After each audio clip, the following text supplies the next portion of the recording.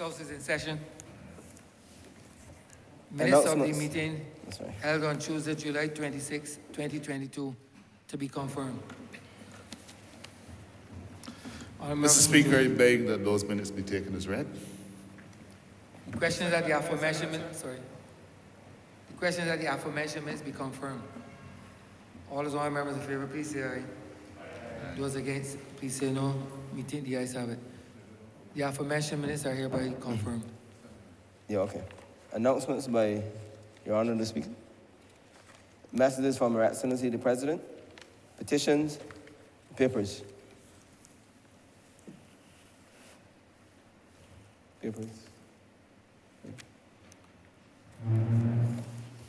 Honourable member for St. Philip South.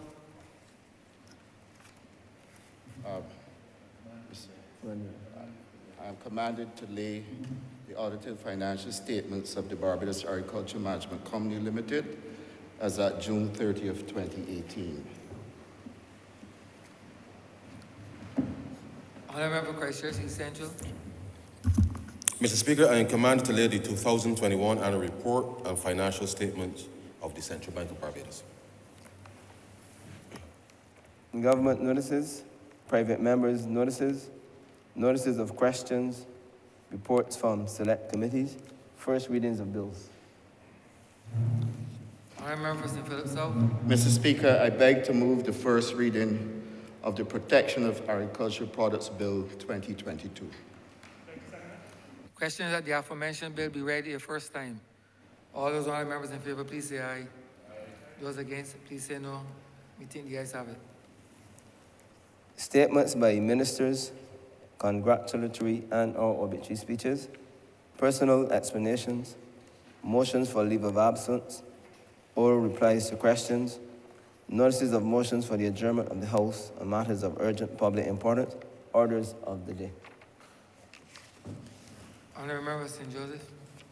Mr. Speaker, I beg to move the suspension of standing orders 6, 16, 18, 20, 42.5, 43, and 44 for the remainder of the day's sittings. The question is that the aforementioned standing orders be suspended for the remainder of the day's sitting. All those honourable members in favour, please say aye. Those against, please say no. Meeting, the ayes have it. The aforementioned standing orders are hereby suspended for the remainder of the day's sitting. Honourable member for St. Joseph. Mr. Speaker, I beg to withdraw the Civil Aviation Bill of 2022. It was laid on the last occasion and read the first time. Order number 6. Question is that the aforementioned bill be withdrawn. All those honourable members in favour, please say aye. Aye. Those against, please say no. Meeting, the ayes have it. The aforementioned bill is withdrawn. Yeah. Government business, sir. Government business is the order of the day.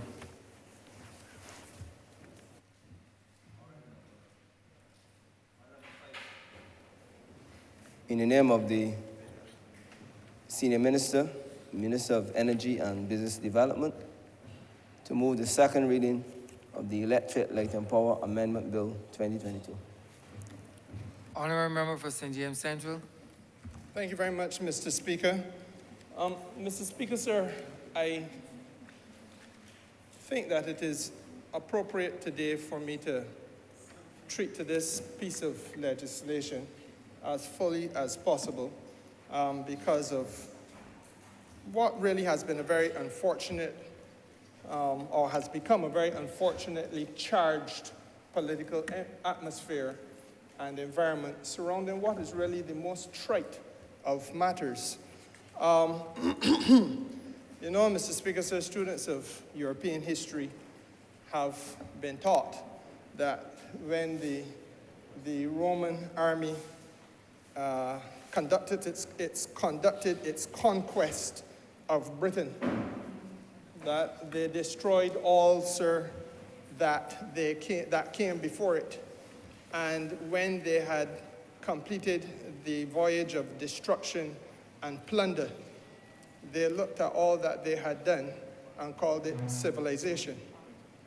It is in a very similar way, sir, that we have in Barbados today a Democratic Labour Party that, having literally destroyed all that came before it, forgets that which it had done, sir, and looks back at its handiwork and speaks to the country in the terms of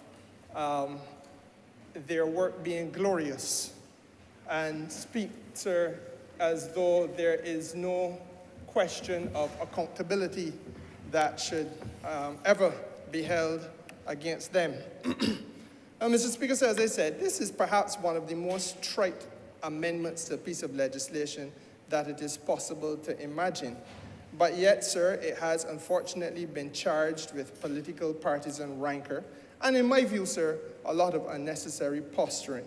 And I feel it is my duty on behalf not only of the government, sir, but in the interest of the country as a whole, to come to this place and from the very start, sir, try to give some context to what has really been a lot of irrational babbling with respect to what is taking place in this House today and the Electric Light and Power Act and the amendment made to the Act.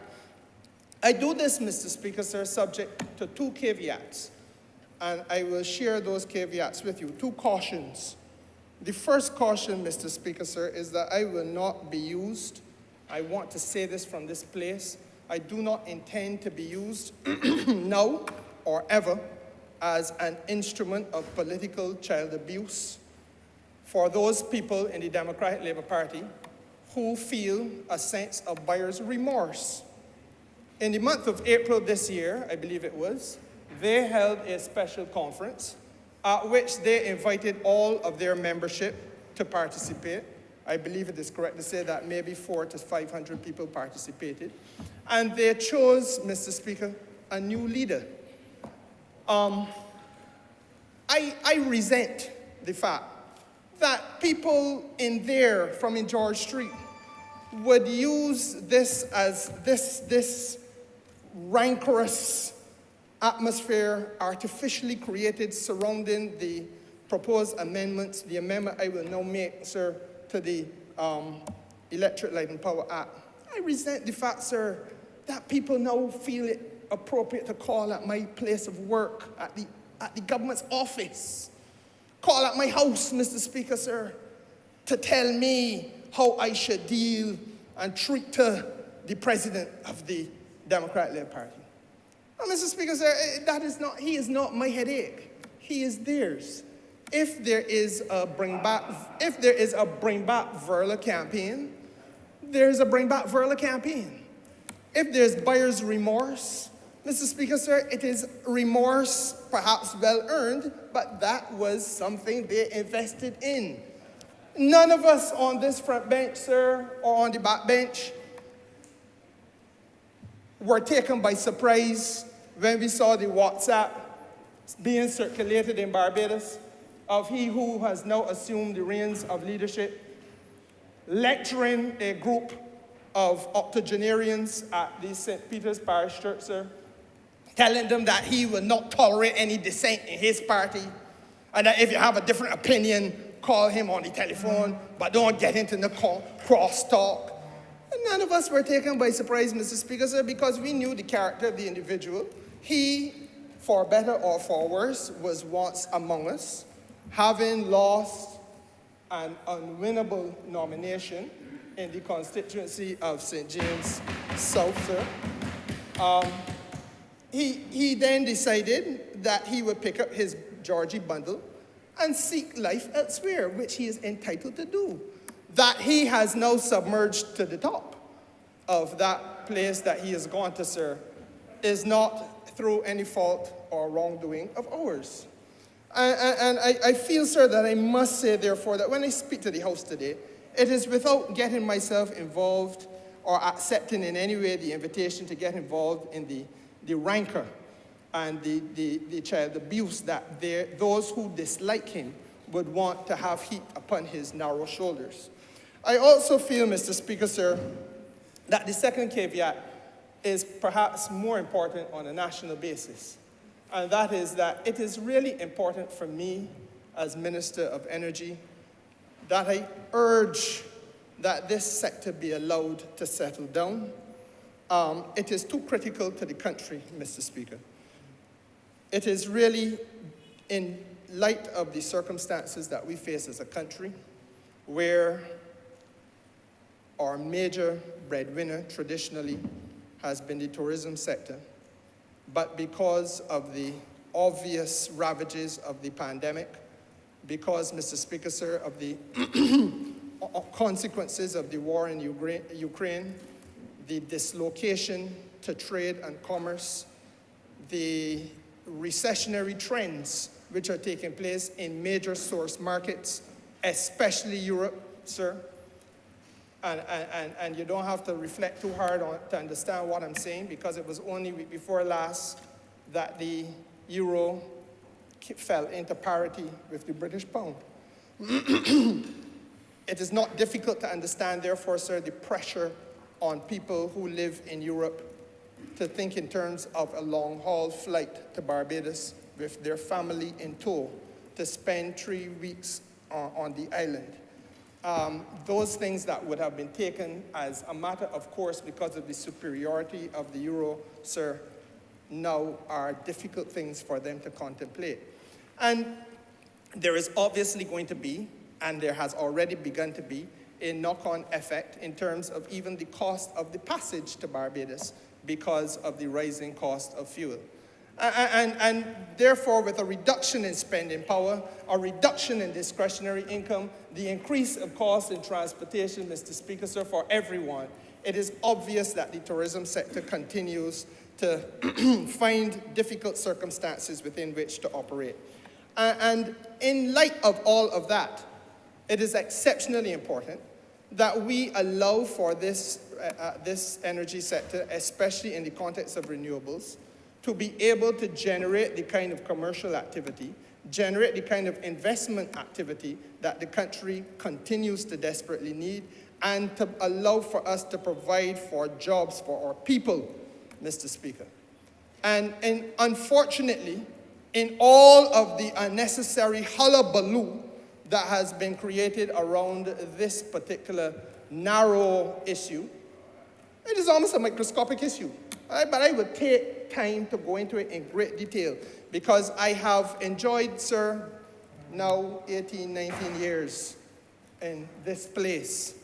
And I do not ever recall, sir, a set of circumstances where I could have been accused of being less than truthful and faithful to facts on the floor of the House, and I will continue to do so, Mr. Speaker. So I will take my time to explain to you and to the honourable members, and by extension the public of Barbados, all that exists in this piece of legislation. But I started, sir, by making entering those warnings, that I do not intend for any role that I play in this debate to go down the path of the partisan rancor, or alternatively, Mr. Speaker, sir, lose sight of the fact that this sector is exceptionally important and therefore must be treated with the gravitas that it deserves.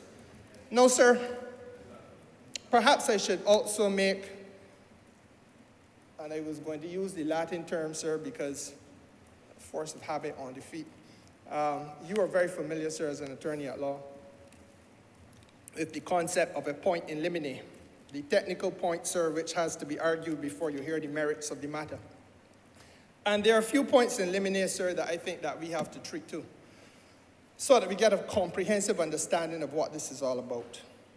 Sir, it begins, number one, sir, would be the philosophical rooting of that which we are about. Why are we doing what we are doing? No, Mr. Speaker, sir, there's a very clear policy anchor that the country has to understand if it has not already understood. And unfortunately, a lot of the interventions that are made almost by way of a knee-jerk reaction, a kind of gotcha kind of approach to politics. Man, I got you. Man, I find something to grab along to. Like if you're searching for a loose thread to pull on a piece of cloth, sir, and you hope that you can eventually find enough thread to get the whole thing to unravel. Not so on this side. There's nobody, Mr. Speaker, sir, in the cabinet of Barbados who has failed to grasp the fact that this matter of the government's approach to the renewable energy sector is rooted, sir, in the question of equality and in creating, for the very first time, an opportunity in Barbados to be truly inclusive. Now, what do I mean by that, sir?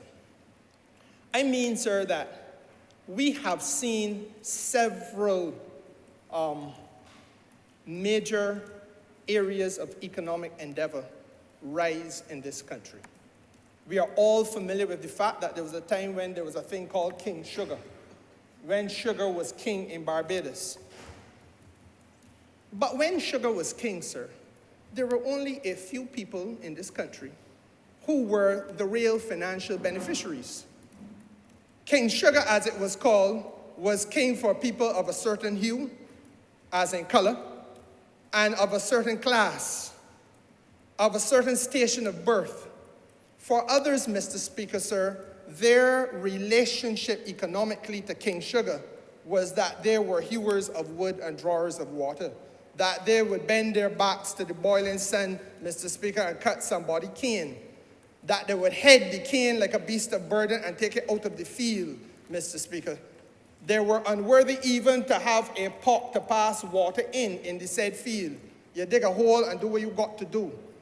But the reality is, sir, that the financial benefits, the multi-million-dollar plantations and the palatial homes that became the residences of the plantocracy, sir, had nothing to do with the vast majority of the working class people that are the ancestral line of the people that I represent and that you represent, Mr. Speaker. We left that sordid state of affairs and that economic profile in the developmental path of this country behind, and then we latched on to a new opportunity in tourism.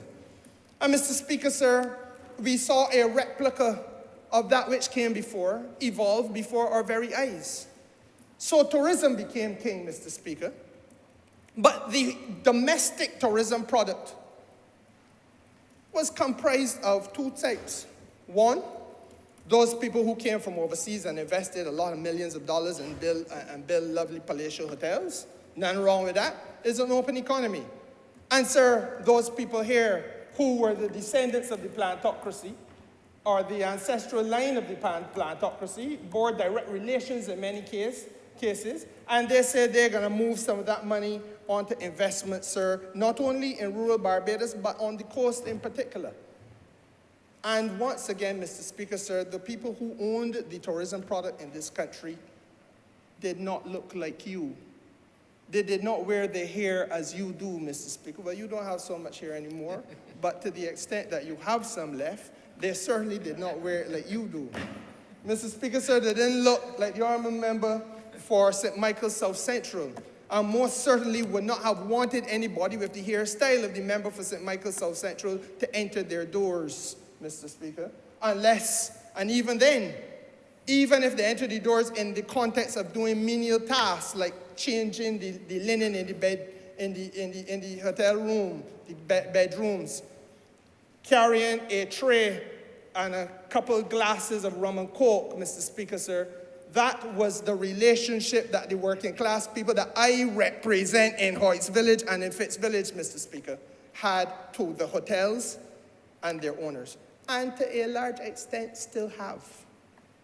They were the new hewers of wood and drawers of water in the new economic structure that was led by the king called tourism. That eventually, sir, though not ever replaced, had to be joined, because these false models of development, sir, can only be proven useful for so long before they betray their inherent weaknesses. And that's when we turn now, sir, to an international business sector. And this was something which was touted largely by the United States government, of a conservative president by the name of Ronald Wilson Reagan. And he, Mr. Speaker, wanted all of us to accept that the new way forward was to make sure that we opened our doors to offshore businesses, and you know the rest of the story, sir. And in many instances, this is what we did, and we have all lived the sordid tale of having opened that aspect of our economic activity to this type of investment, only to be told now, as by the OECD, because back then there was no OECD, there was no Financial Action Task Force, only to be told now by a Financial Action Task Force that those things which we do are not sufficiently transparent, and that we must now know our customers and know our customers' customers, and every imaginable rule, every imaginable obstacle is placed in the pathway of financial progress. But more importantly, what does it mean in terms of a direct relationship between the people that I represent, Mr. Speaker, sir, in Redmond Village and in Seaview, St. James, and the people in Haynesville, Mr. Speaker, sir, represented by the member for St. James South, and the owners of the investment? The reality is that, once again, this sector that truthfully does earn Barbados significant sums of money does not, sir, take along the masses of people in this country in a direct way.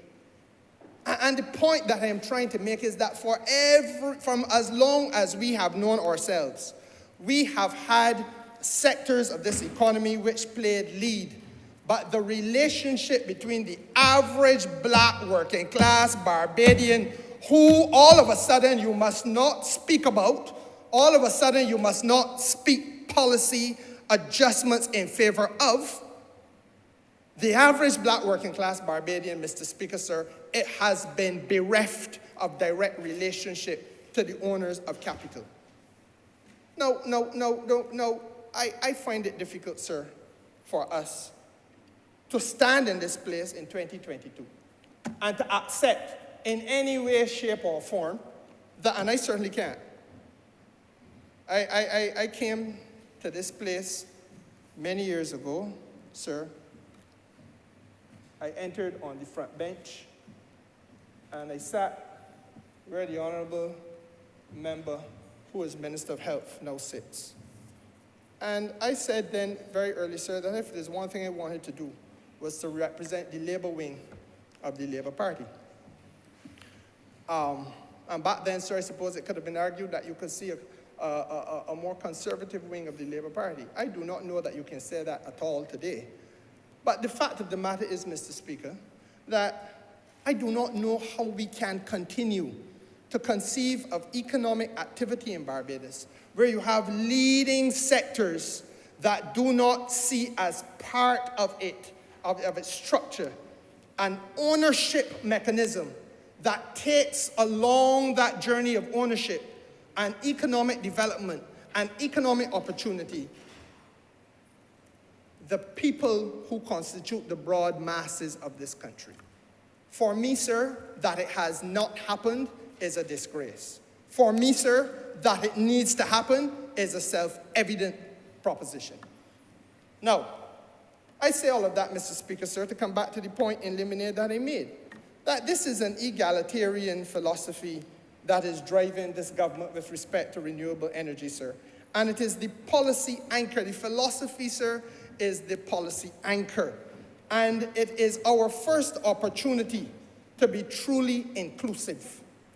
And by being truly inclusive, Mr. Speaker, sir, the question must then be asked, what specifically do we mean? And that comes to the second point that I want to make. Now, sir, the execution of the policy as we have seen it has taken us to a few things which are exceptionally important. The first, Mr. Speaker, sir, is that on the 14th of March this year,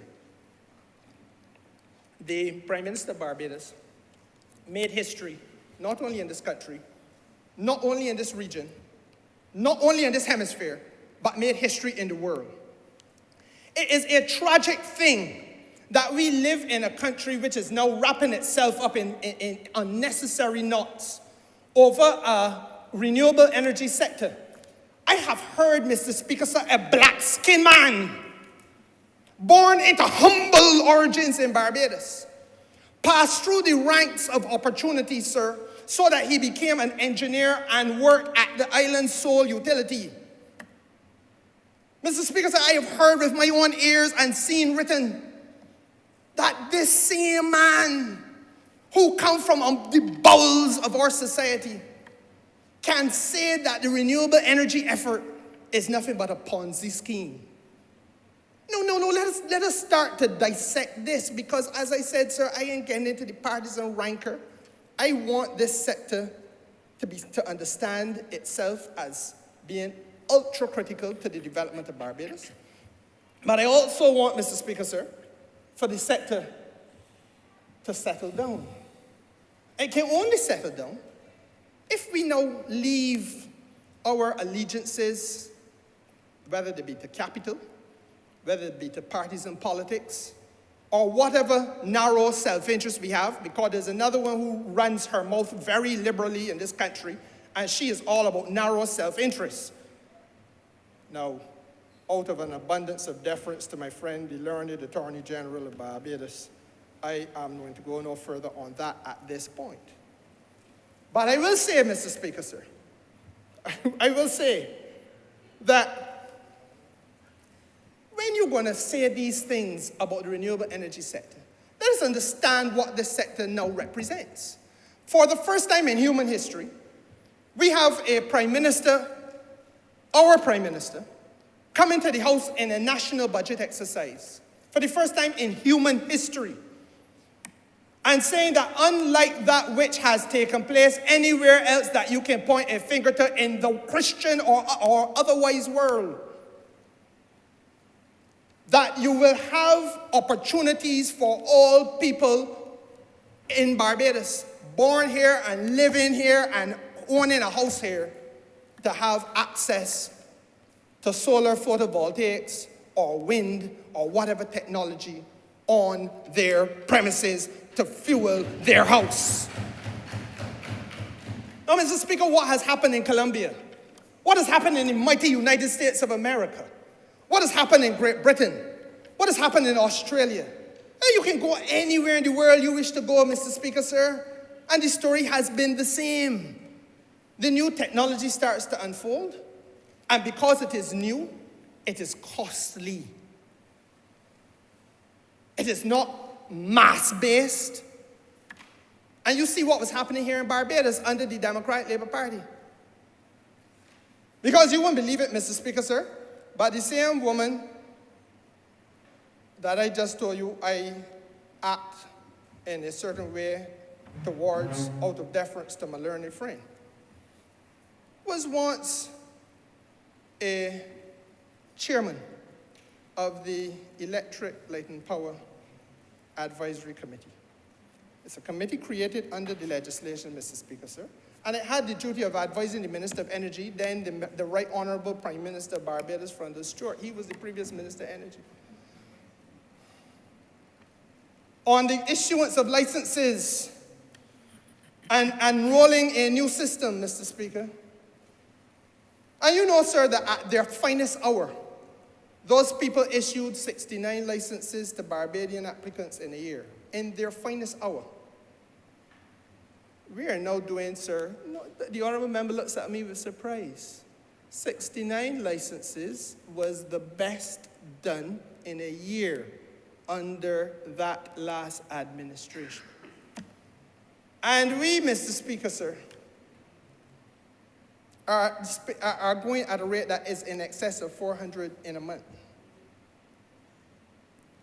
I do not intend to take tutelage or pupillage. I am not going to be in a position of pupillage from any of those people, sir. They are disgraceful, and they have no shame.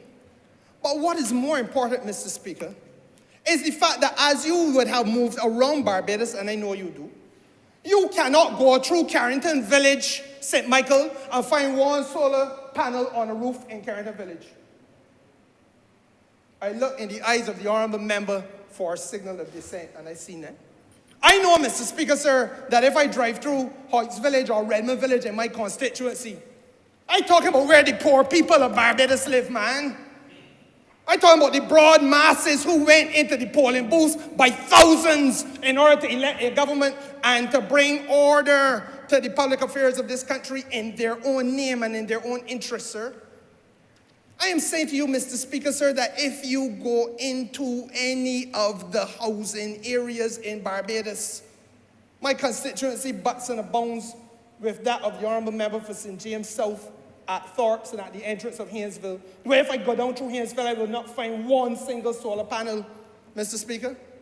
So these thousands of black-skinned Barbadians are being left out. They are not part of the calculation. But yet, in my constituency, if I go into the Sandy Lane area, Mr. Speaker, if I go into Prior Park, sir, if I go into Bagatelle, sir, I can find them. I will find them on the roofs there.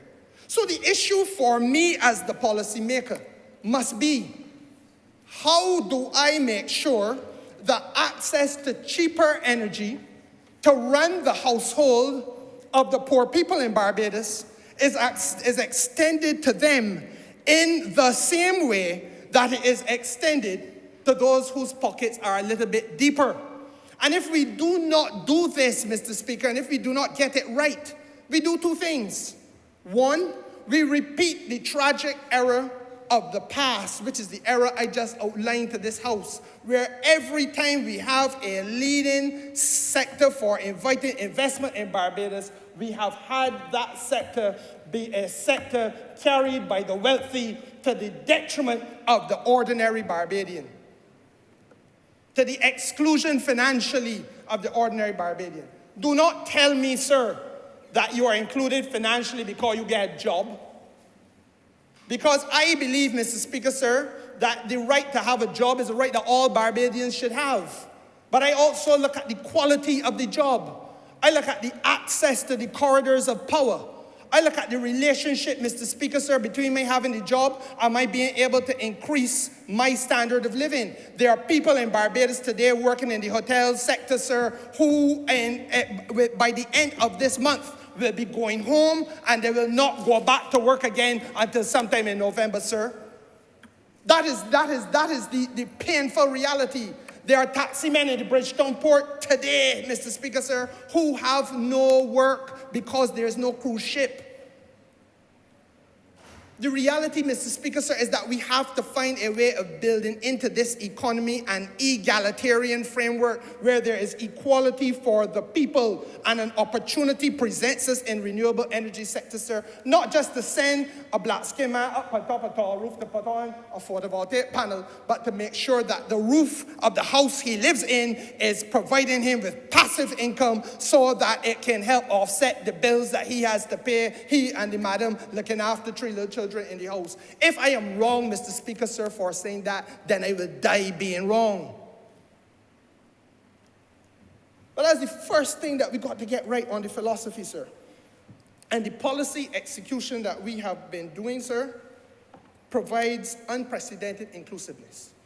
Because the second point I want to make, sir, is that if we don't get this done in a way that involves and allows the average Barbadian man and woman who own in a house, who live in a place together, sir, to be a beneficiary of cheaper energy in their home, sir, you are going to have another divide in this country. Another technological divide. So that you have another story of those who have and those who have not. And I want to know, Mr. Speaker, sir, from the critics, the Ponzi scheme man, I want him to show me the clause in Adam's will where it says that poor people should forever be deprived of opportunity, but that those who are wealthy and have pockets that stretch down by the ankles, sir, should have an opportunity to make themselves better off, to make their cost of living lower, to make the operations of their homes more efficient, Mr. Speaker. But that those who are least able to afford to carry the burden financially must forever be carrying a heavier and heavier burden. But that is not a philosophy I can relate to. It is not a philosophy I will at any stage of my living existence, sir, relate to. And that is why I reject it out of hand. And I make the wider point, sir, that if we as a country are prepared to let that kind of ignorance run free and unbridled, then, Mr. Speaker, sir, we're going to have another type of problem. Because COVID taught me a lesson. I don't know if it teach you this, sir, but I see some little children. I see some little children in Fitz Village. I see some little children in Seaview. I see some little children, sir, that come out of a chattel house. They're in the Heights, sir. That when the COVID shutdown took place, 3 brothers and 2 sisters sharing 1 tablet. I know places in my constituency, sir, where you had only 1 tablet, but you didn't have the Wi-Fi. Mr. Speaker, sir, that was not the case in the well-to-do areas around Barbados. But you know why it was not the case? Because there is a technological divide that this country did not want to open its eyes and see. So it took a pandemic to come and lay bare the fact that there was an absence of technological inclusivity, that they got people in Haynesville that had children that had to struggle and suffer in a way that did not happen when you look across in husbands. No, Mr. Speaker, sir, we cannot perpetuate that nonsense because all them little children born in a Barbados that they call home, all of them are entitled to carry a Barbados ID. All of them entitled, sir, to call themselves Barbadian citizens, citizens of the Republic. But they have equally, in my judgment, sir, a right to have equality of opportunity. And that we have failed them in terms of technology. Once again, it was this honorable member, who is now Prime Minister of this country, who struggled in order to get edutech and education and technology involved in education to the forefront of this country.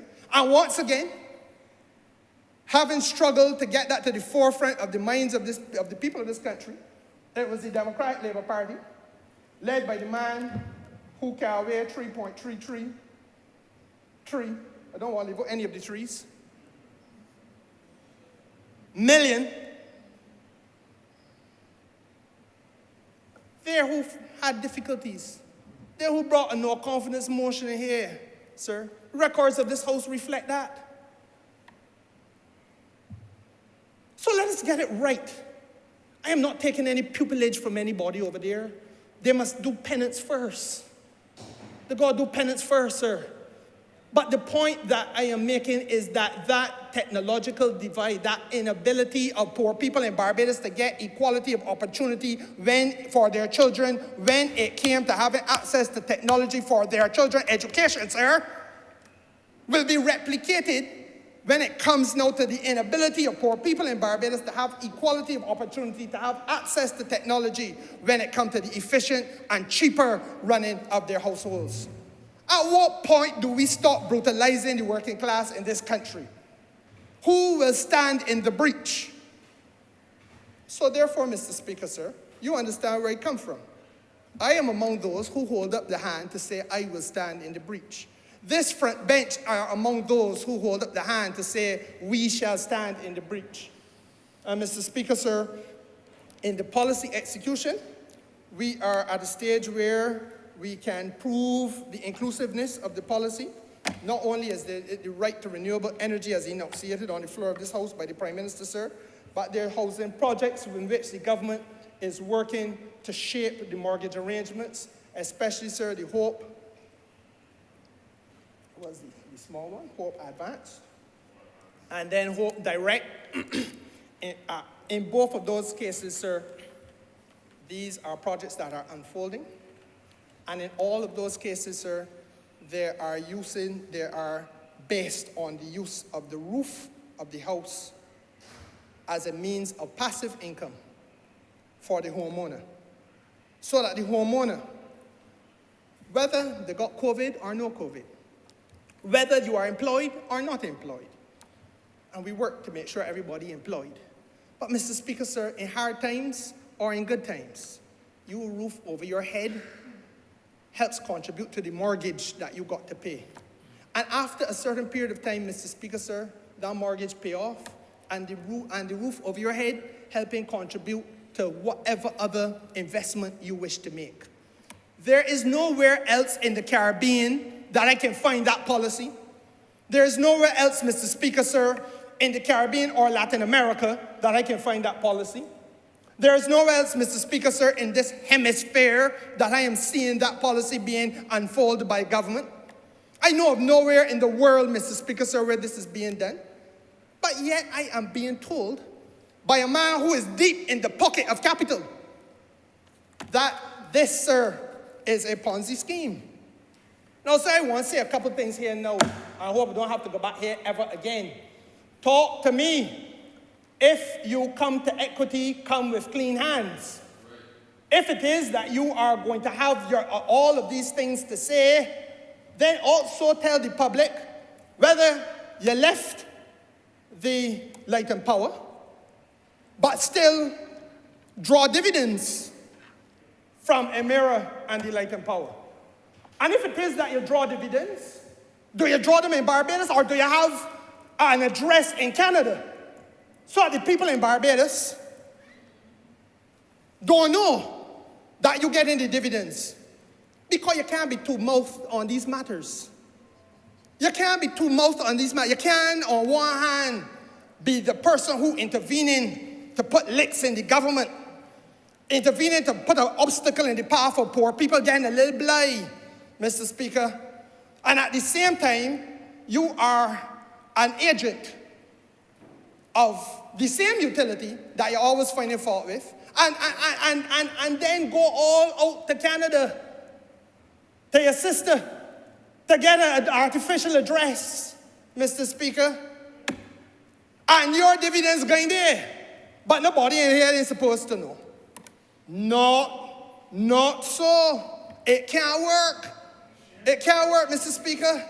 So when they want to act in the furtherance of the interests of the Democratic Labour Party, or the furtherance of the interests of the capitalists in this country, or the furtherance of the interests of themselves, Mr. Speaker, understand that as long as I am the minister, I am going to call you out.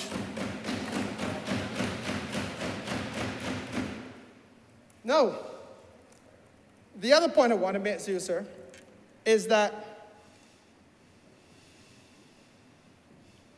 you know this same approach to renewable energy and the use of the houses' roofs to empower working class people in particular. Sir, you know that that approach has now been recognized at the level of the Summit of the Americas. You know, Mr. Speaker, sir, that the CARICOM Regional Energy Conference has hailed Barbados as being a leader in terms of the way in which renewable energy should be used. And I don't ask anybody out there to slavishly support, or even to support. I feel we earn support. I think that we would not have gotten 30 seats on 2 occasions if we hadn't earned support. But Mr. Speaker, I ask only that these people who want to be critics be fair to the facts and be faithful to the facts and stop using themselves, sir, stop prostituting themselves for the purposes of undermining the interests of working class people in this country. That is all I say to those who are pregnant with intent to put up domestic resistance to one of the most progressive approaches being taken to renewable energy. Now, there is a context to the artificial political posturing, sir, that we have to look at. And I'm going to walk this Parliament through it, because it begins, unfortunately, sir, with the cathedral of lawlessness that the Democratic Labour Party has allowed itself to become. The renewable energy sector is not the only victim, Mr. Speaker, sir. As recently as this morning, some of my colleagues and I were commenting on this furor that is being whipped up. And I want to say, with respect to the young man who finds himself, as I said, has submerged to the top of the Democratic Labour Party, I want to say to him, sir, that he could do himself a little bit he can help himself a little bit if he would collide, just strike a glancing blow with something called policy. Because you can't, sir, just feel that public life is only about stirring up furor and inciting panic and strife. Mr. Speaker, sir, that was how this country, unfortunately, was back in the 60s. Unfortunately, it was that way in the 50s, sir. But people now are a little bit more discerning and expect a little bit more. And you know, Mr. Speaker, I must tell you that when I listen to that which they are stirring up with regard to, for example, the Auditor General report, bear with me because it is relevant. You know, sir, I ask if this is the same government. Is this the same government, Mr. Speaker, sir, that went where nobody else in the Eastern Caribbean went with respect to making sure that there's a financial management act of the highest kind, protecting the interests of statutory entities in Barbados and ensuring accountability at levels that are not to be found anywhere else in the Eastern Caribbean, sir? Is this not the same government? Mr. Speaker, sir, where in the Auditor General's report is there a finger pointed at any member of the Cabinet of Barbados with respect to misappropriation of funds? Where? But that has been the story over and over again with respect to successive governments in history. So therefore, if there's a comment to be made, sir, let us then again recognize that, yes, the soft underbelly of the public administration system in this country has been laid bare by COVID. I have no doubt that that is true.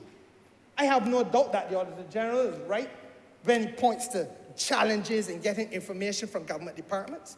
But he is equally pointed, Mr. Speaker, to the fact that auditing firms, private sector auditing firms with big names, some of whom are ancillary to international companies with big names, sir, couldn't get the financial statements in on time. So how it is that COVID impacts them and they can't get financial statements into the Auditor General on time? But if a statutory entity has a problem because 10, 15 people in the department out with COVID, and that for 6 months that has been the case recurring, all of us know that that's what happened all about Barbados, sir. How then does this become something to hang a whole government on? But this ain't got nothing, this bears no similarity to the millions of dollars that was frittered away. I almost said pilfered at the Barbados Water Authority. This bears no resemblance, Mr. Speaker, sir, to a state of affairs at the same water authority where you had an executive chairman, but there was no position in law. A man installed and being paid for a post that does not exist in law, Mr. Speaker. The Transport Board, same thing. The National Housing that went into hundreds of millions of dollars, sir, of squandermania. Those were the days when there was political accountability being called for by the Auditor General. I am yet to see a single page in this report that speaks to the necessity for there to be political accountability for wrongdoing. I see a report, Mr. Speaker, sir, that points us in the direction, as I said, of a weakness and a fragility in the public administration system, but the systemic failures have been pointed out by this government from day one. And that is why this government has been deconstructing and reconstructing systems across every department in Barbados over the course of the last 4 years. They're doing it at immigration, Mr. Speaker, sir. They have had to do it at CBC, Mr. Speaker, sir. We have had to do it at Grantley Adams International Airport, Mr. Speaker, sir. We have had to do it, I could call all, virtually all, and it is a work in progress. But there is this furor being stirred up out there a few short months after an election in which a man who, having lost his deposit, submerges to the top of a political party, sinks to the top of a political party, and in an act of a desperado, now is clutching at every straw he can find in an effort to make himself relevant, Mr. Speaker, sir, and hopefully for him to save what is really a leaderless institution characterized only by infighting from extinction.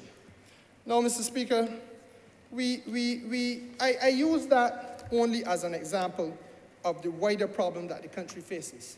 We got to settle down and let us get on with the business of representing the people's interests. With specific respect, sir, to this particular amendment, it is necessary, sir, to remember that back in 2015, the new Electric Light and Power Act was enacted, 2015. It is, no, the Attorney General advises me it's 2015, advises it 2013. It was enacted in 2015. And I urge the Honourable Attorney General to remember that the government that was in charge was a Democratic Labour Party government. They got nothing right. A process that found its genesis back in 2013 took them 2 years to come to promulgation. And still, it carries all of the characteristics of a hurried bird who has built a bad nest, Mr. Speaker. They can't get anything right. Now, Mr. Speaker, one of the fundamental tenets of this piece of legislation is that it serves to liberalize electricity generation and electricity supply in Barbados to the public grid. And prior to this, sir, we would not have had an economy or structure, a market structure, in which you, sir, could generate your own electricity and sell. You would not have been able to do it. So by allowing you to do it, and me to do it, and every other Barbadian to do it, Mr. Speaker, sir, obviously those Barbadians who had means got first mover advantage. If you got plenty $1 million in the bank sitting down, and you're looking for something to do with it, this is an opportunity to spend some money on renewables, and off you go. Now, sir, as I said, the first challenge we've had to have is to democratize this, because you can't just allow the deep-pocketed people to go to heaven, straight to heaven, sir, without dying. Everybody would love to be able to get to heaven without having to pass through death. You got to make sure that there's equality of opportunity for everybody. Now, sir, the requirements under the legislation are that you have to first obtain a license from the minister. Poor soul, that's where I come in. And, sir, I listen to them, because in particular, the same two primary suspects in this matter, sir, you wouldn't believe it, but both enjoyed the opportunity to be consultants to the Ministry of Energy. No, sir, you understand what I'm saying? You are a consultant. And sir, in the process of your being a consultant, you are so seemingly ineffective that you can't get your views heard or implemented. But all of a sudden, when your consultancy is brought to an end, you now have every opinion on planet Earth. And the legislation, Mr. Speaker, sir, requires that if you are a public utility, and this is really where the issue has arisen, if you are a public utility, and in this case, the Barbados Light and Power is the utility, and you're proposing to operate a generation system of a certain capacity, and that is set out in the first schedule of the Act, or you're seeking a storage license or a transmission and distribution license, and the Light and Power is seeking all, then, Mr. Speaker, sir, you have to publish a notice of your application in at least 2 daily newspapers in this country. And that must be done at least twice over a period of 2 weeks. And the Act allows, sir, for interested parties with to have the opportunity to make representations of their views about the grant or issuance of the license. So you can make representations, you can make objections, Mr. Speaker. That is the right that you have as a Barbadian. Now, sir, for some perverse reason, it has dawned on folks, or a few folks out there, that because we have come to do an amendment to the Act, that the motive behind the amendment is to deprive Barbadians of the right that exists already in law.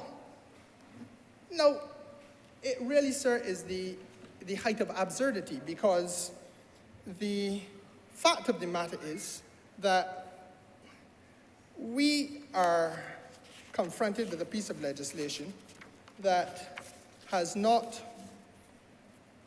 provided for any rules or any regulations, sir, for the process of making the representation that I just alluded to. So if you want to object, you're supposed to object to the minister, but there's no framework within which you're going to make the objection.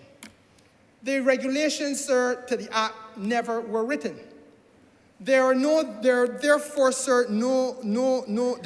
no direction given to the ministry, to the minister, or to anybody as to how the invitation to make objection and to make representation is to be executed. Mr. Speaker, sir, obviously, the Light and Power published their notice of an intention to apply for a license.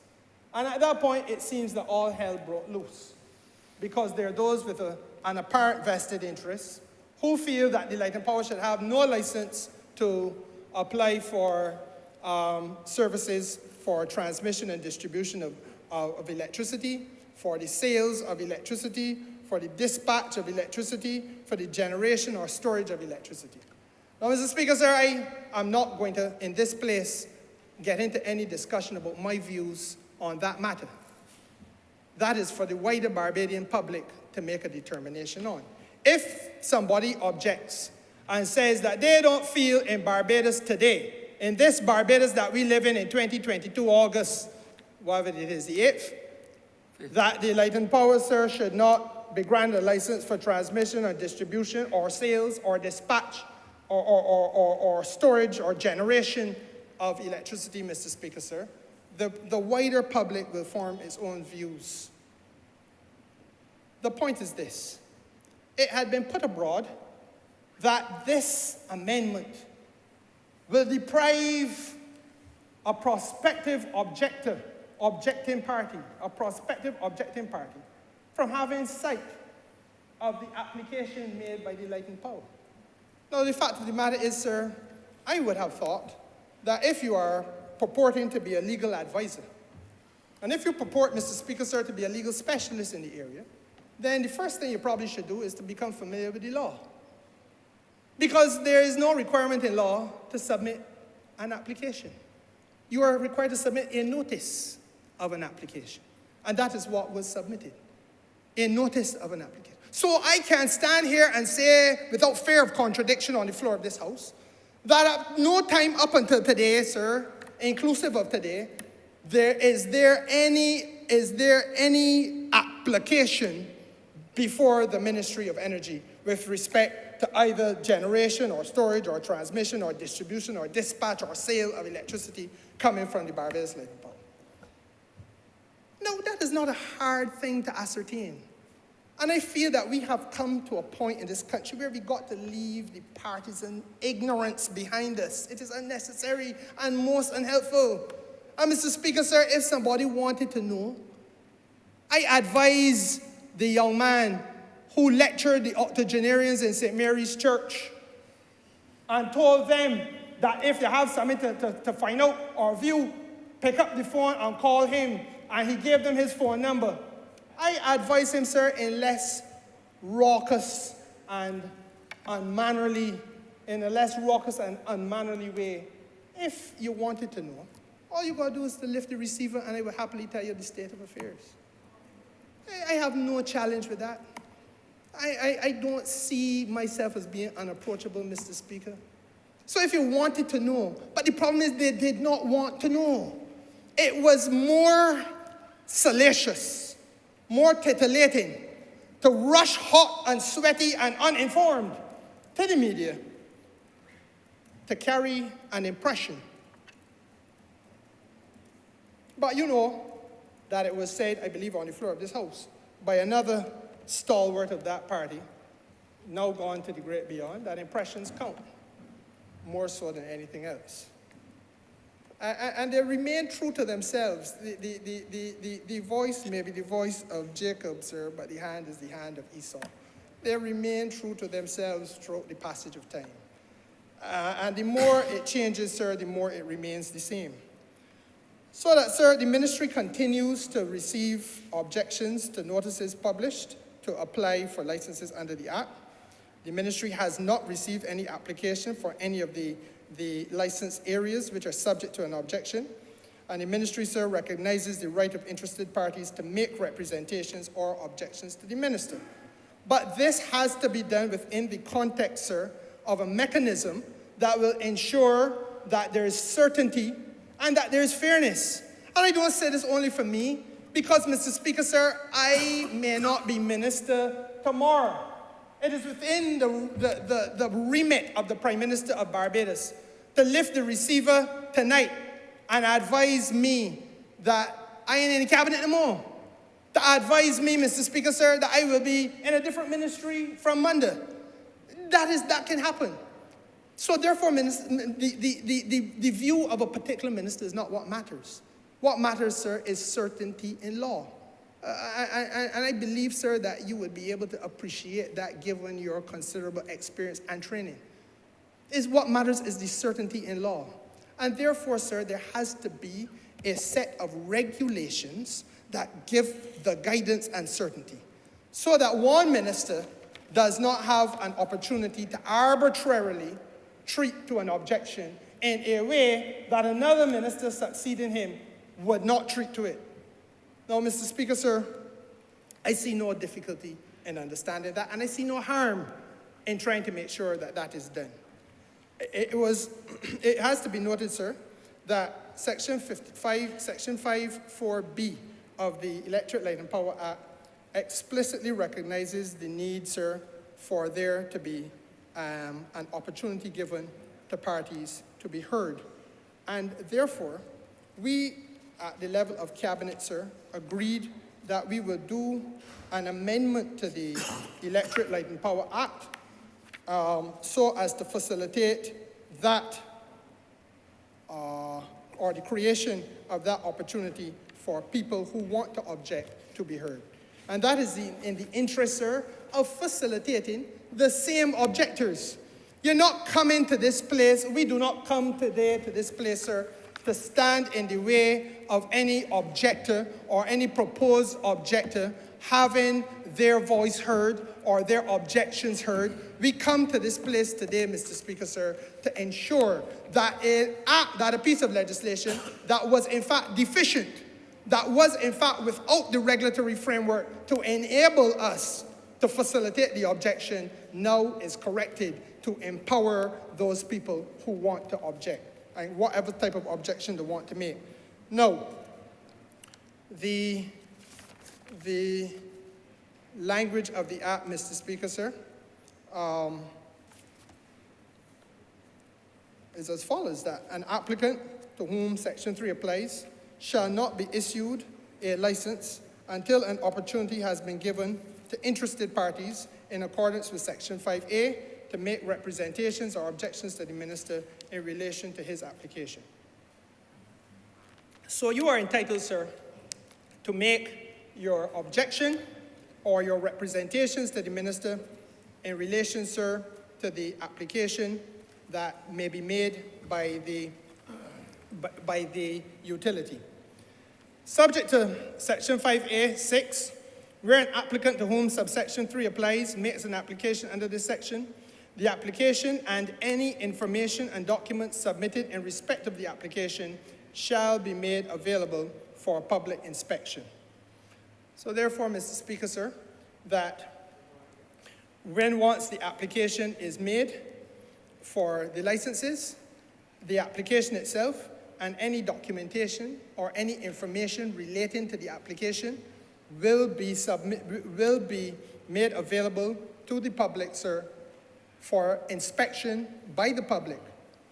Now, with respect, sir, to representations or objections regarding the application for the license specifically,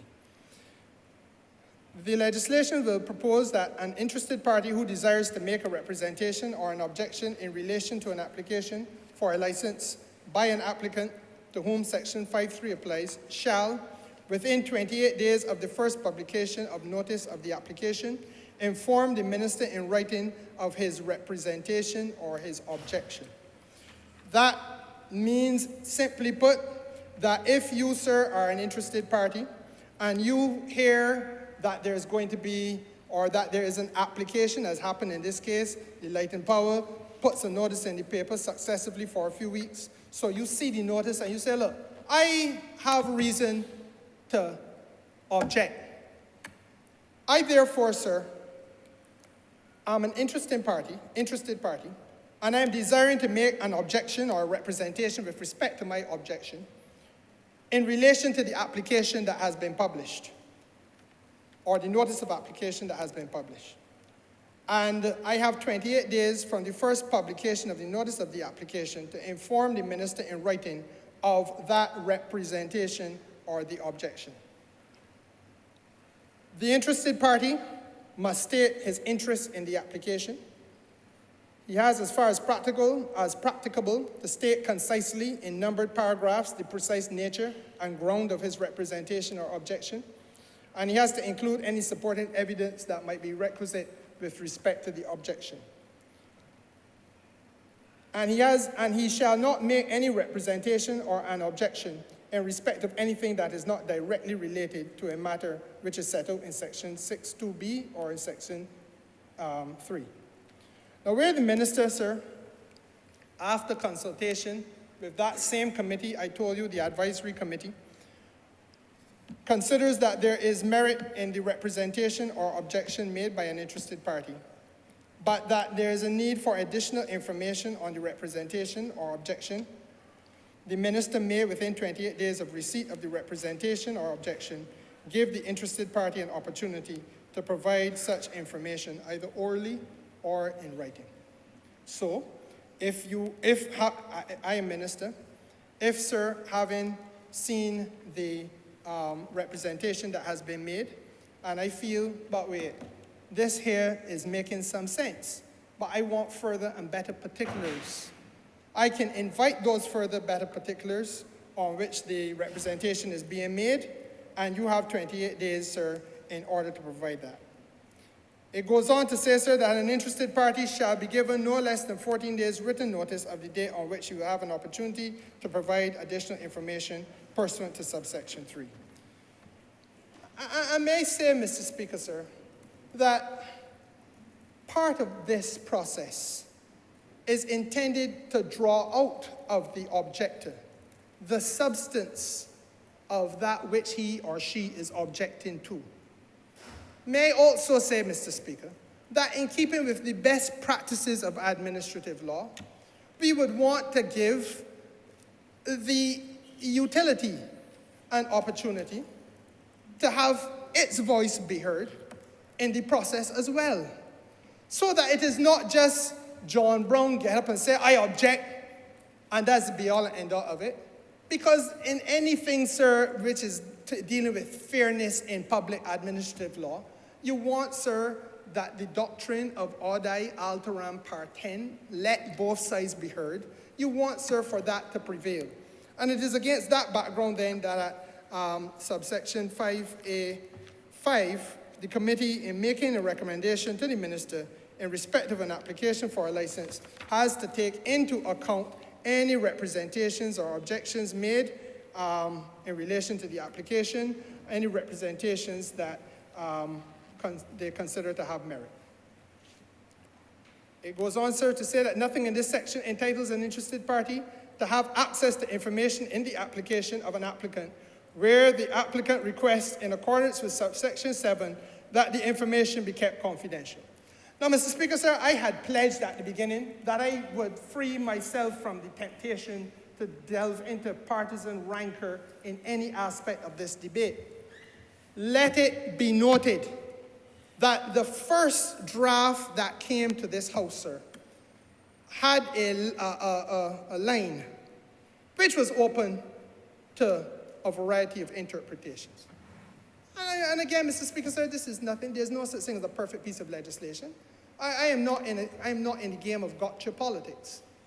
I've been around here long enough to see several pieces of legislation by both sides, both parties that have held government, come to this place, pass this place, and then, sir, or in the process of passing this place, you recognize, you know what, we may need to do an amendment, and the amendment is done on the floor.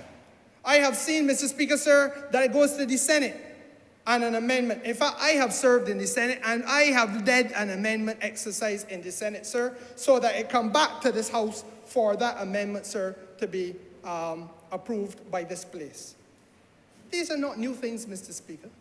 And that if a line in the legislation is open to more than one interpretation, and so we do the honorable thing, we ain't get into no dog fight, no feline urea and condiments. We ain't get into nothing so, sir. We say, look, for the avoidance of doubt, I sat down right here, had a discussion with the Attorney General, and he learned the Attorney General said, well, listen, for the avoidance of doubt, let me tell you what we're going to do. We're going to pull this here, and we're going to substitute it so that there can be no doubt as to where we stand on the matter. Because it is not in the interest of the government, Mr. Speaker. It is not about the interest of winning any petty political minor battle or skirmish. This is about transparency in public administrative affairs in the wider interest of the economic development of a sector that is exceptionally critical to the people of Barbados. That's what it is about, sir. It is not a game in which anybody should become vainglorious, because I have not yet met the person who is incapable of error.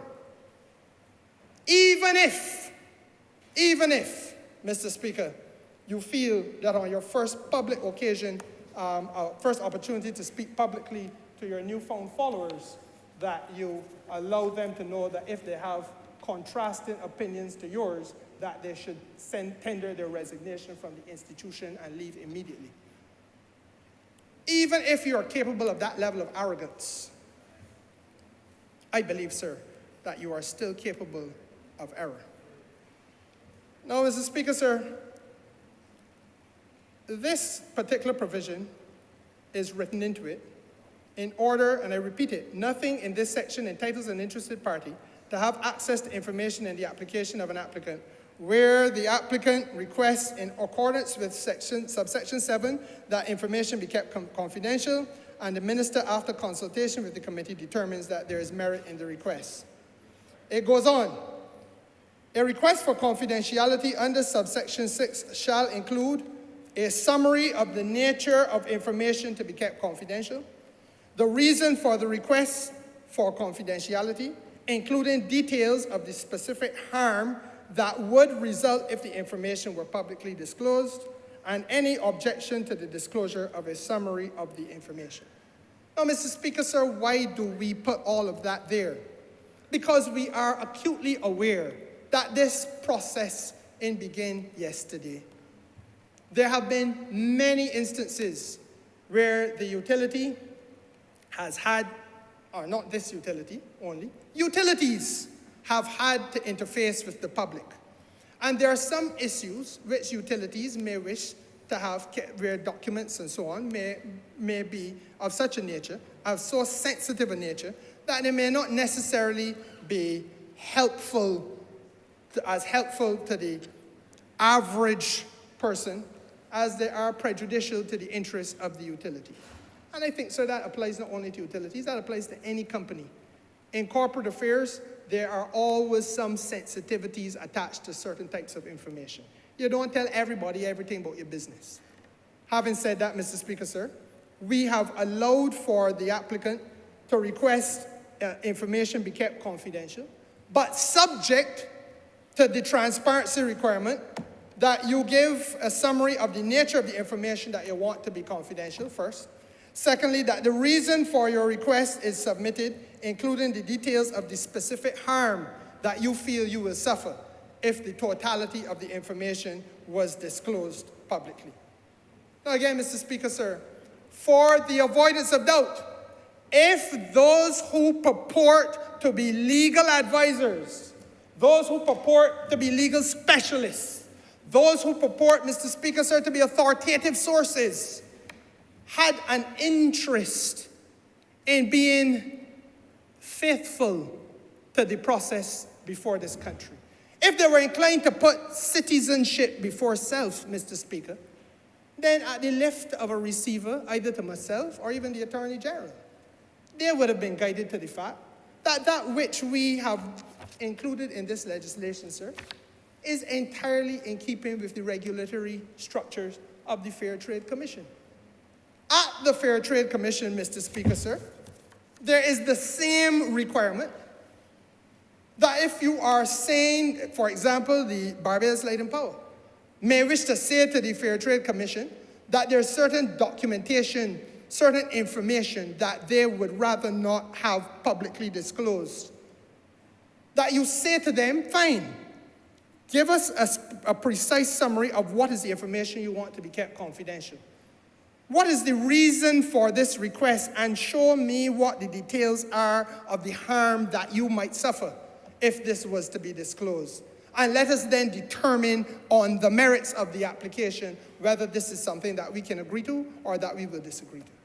That is written into those set of regulations which guide the Fair Trade Commission. Now, Mr. Speaker, sir, the question then is asked, what was all the furor about?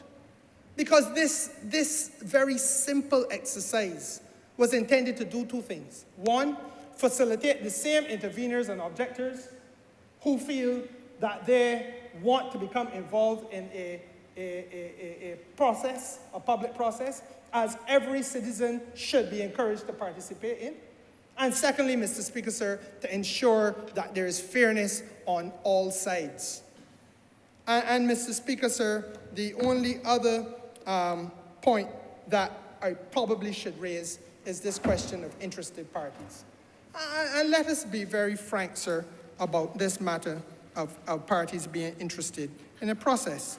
Because I truly feel, Mr. Speaker, that again, I should not have to come to this place to do tutorials in public administrative law, especially when some of the head people who are making noises out there are in fact lawyers themselves.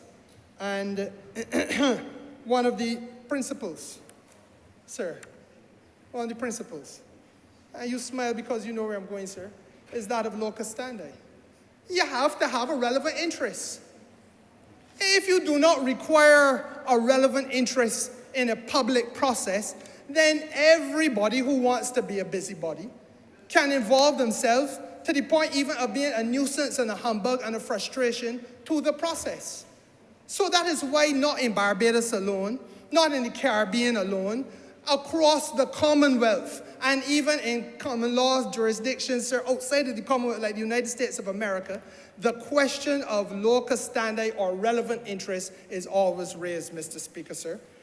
Because it is, while it is a seemingly elastic phrase, sir, if you don't require a person to have relevant interest, you are simply going to create what I can only describe as a fertile ground for busybodies, sir. People who want to be frivolous, to get involved in the process and to render that whole process a nuisance. Now, Mr. Speaker, sir, that's to speak about it in the language of the law. But what do I mean? I have heard with my own ears that gentleman who submerged to the top of the other party come on the radio. And he has, I made this point, sir, in all honesty. There comes a time when you got to start to even begin to think of yourself now in a more serious manner. Because he may be in shock that he has gotten to where he has gotten. But the fact of the matter is, sir, that he argued that everybody is a consumer. Everybody in Barbados is a consumer. But that is not so. That is simply not so. And the 18-year-old boy who is still at school, still living at mommy and daddy, has no job, sir, is spending his mother and father money. Let us be real. And how does he feel or experience a harm? How does his intervention become warranted? What is the financial loss that he's exposed to? What is the financial gain that he stands to get? How then does he locate himself in the process, Mr. Speaker, sir? And those are the issues that have not, I don't know why I would have to come to this place to explain to somebody who holds a law degree the basics, sir. But if I explain I must, then I must. You know, sir, the case of Commission and Stewart and Vision Developments, Inc., which is suit number 426 of 2017. Madam Justice Richards here in Barbados, sir, reinforced the fact that the drafting formula adopted by the Parliament, sir, with respect to our Administrative Justice Act, sir, and the question of public interest is extremely elastic. And therefore, the entertainment of applications that are justifiable in public interest requires for the court to apply some sort of a discretion to determine where does this public interest arise or not arise. That's what the law is. So it's not a free-for-all, and it couldn't possibly be managed if it was a free-for-all. So now to try to attach a stain to the idea that there is a suggestion that there's a need for a relevant interest, Mr. Speaker, is a foolishness. Because really and truly, that desirability of having a relevant interest established is there in all aspects of public administrative law in the Caribbean, not just in Barbados. Now, I feel, Mr. Speaker, sir, that I should simply say this. For the purposes that we are looking at, obviously we are looking at persons whose proprietary interests, whose financial interests, whose economic interests stand to be adversely affected by any decisions made by the minister with respect to the granting of a license or not granting a license to the Barbados Light and Power. And I go no further than that on these matters, Mr. Speaker, because I genuinely feel that this adjustment to the Act, this amendment to the Act, is now self-explanatory. As I started by saying, this is a very trite matter. What should have been the most straightforward of exercises?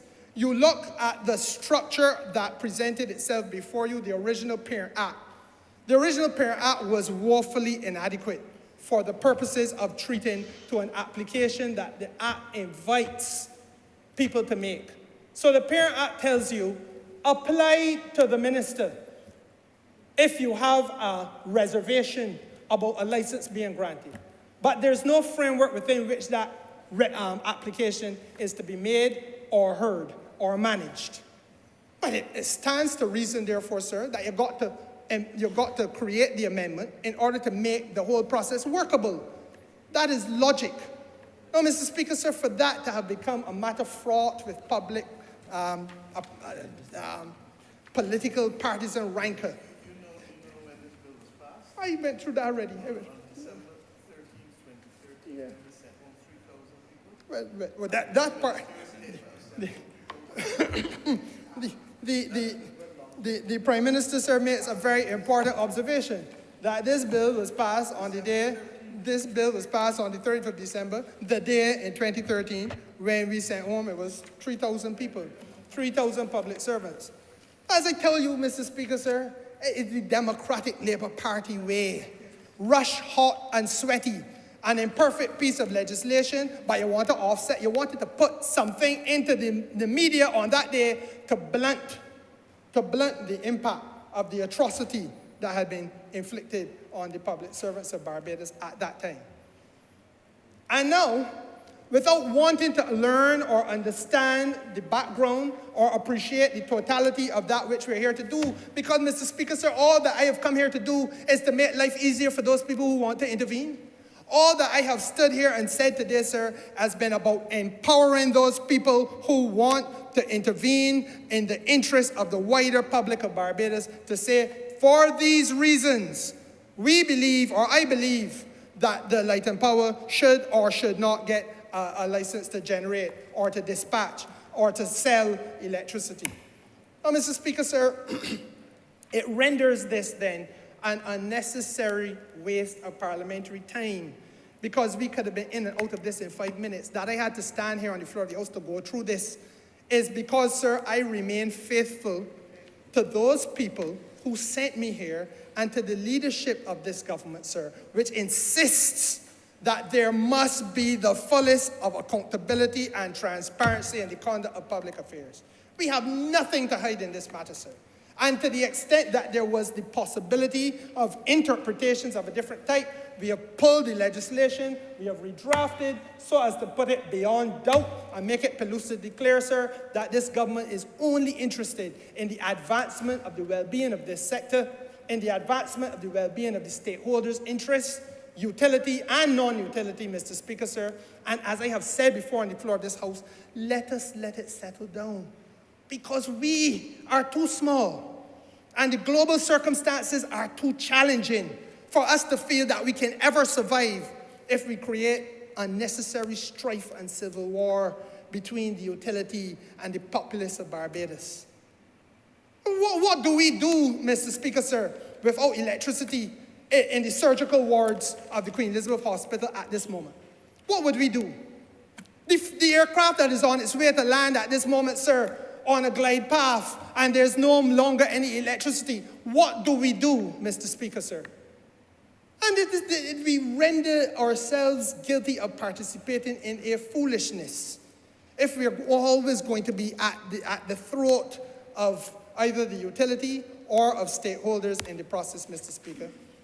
I want to be very candid, I welcome and in fact invite further participation from those who are interveners and objectors, but I want it to be clear that I urge that the participation be constructive. Now, Mr. Speaker, sir, if you ask me how they could be more constructive, I would tell you. Because I look at the app, I don't tout myself as the authority. And I have said on the floor of this House, I have pointed out already how the so-called authority has been far from authoritative. But I believe that she is capable of reaching a certain level of maturity and self-improvement. I want to engage, Mr. Speaker, on the issues of the merits of the act for the new market structure that this country must have with regard to electricity. We cannot, sir, rely only, and this is what's happening in Barbados today, every application that has come before the Ministry of Energy, sir, bar one, has been for solar photovoltaics. Now, let's be very clear. When last weekend, the rain fell, or last weekend or weekend before, the rain fell for half a day, beginning in the morning, there wasn't a solar photovoltaic panel that generated any electricity. You're going to get 4 to 6 hours of electricity generated from any solar photovoltaic panel. The prime time, sir, is going to be between 8 in the morning, sir, and 3 or 4 in the evening. Outside of that, you ain't getting none. The reality is, therefore, sir, that we need to have storage of that which we create, which we generate. We need to have storage so that there's certainty of supply to the grid, so that when people go home at night and they turn on their televisions and they're burning 6 and 7 lights in the house and the outside floodlights are on, etc., Mr. Speaker, that there is the supply being given to them.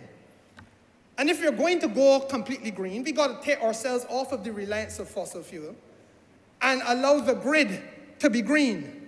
But the grid cannot be green only if you're generating electricity for 4 or 5 hours during the course of a day. Because when nighttime comes, Mr. Speaker, we have to be able to ensure that all of this country has access to light and to energy throughout the course of the night for all the activities that we have. Now, Mr. Speaker, sir, the only way that we can achieve that is if we have battery storage annexed to the generation of electricity, so that as you generate, you store, and then you sell into the grid. And the off-taker, the utility, is able to take that power from you and apply it, transmit, I use the word dispatch it wherever on the island it is necessary. So that if there's a big activity and it's requiring a lot of light, etc., you dispatch it there. You dispatch it all across the island, Mr. Speaker. The act that we now dealing with does not say a word about battery storage. This is the ignorance that took place.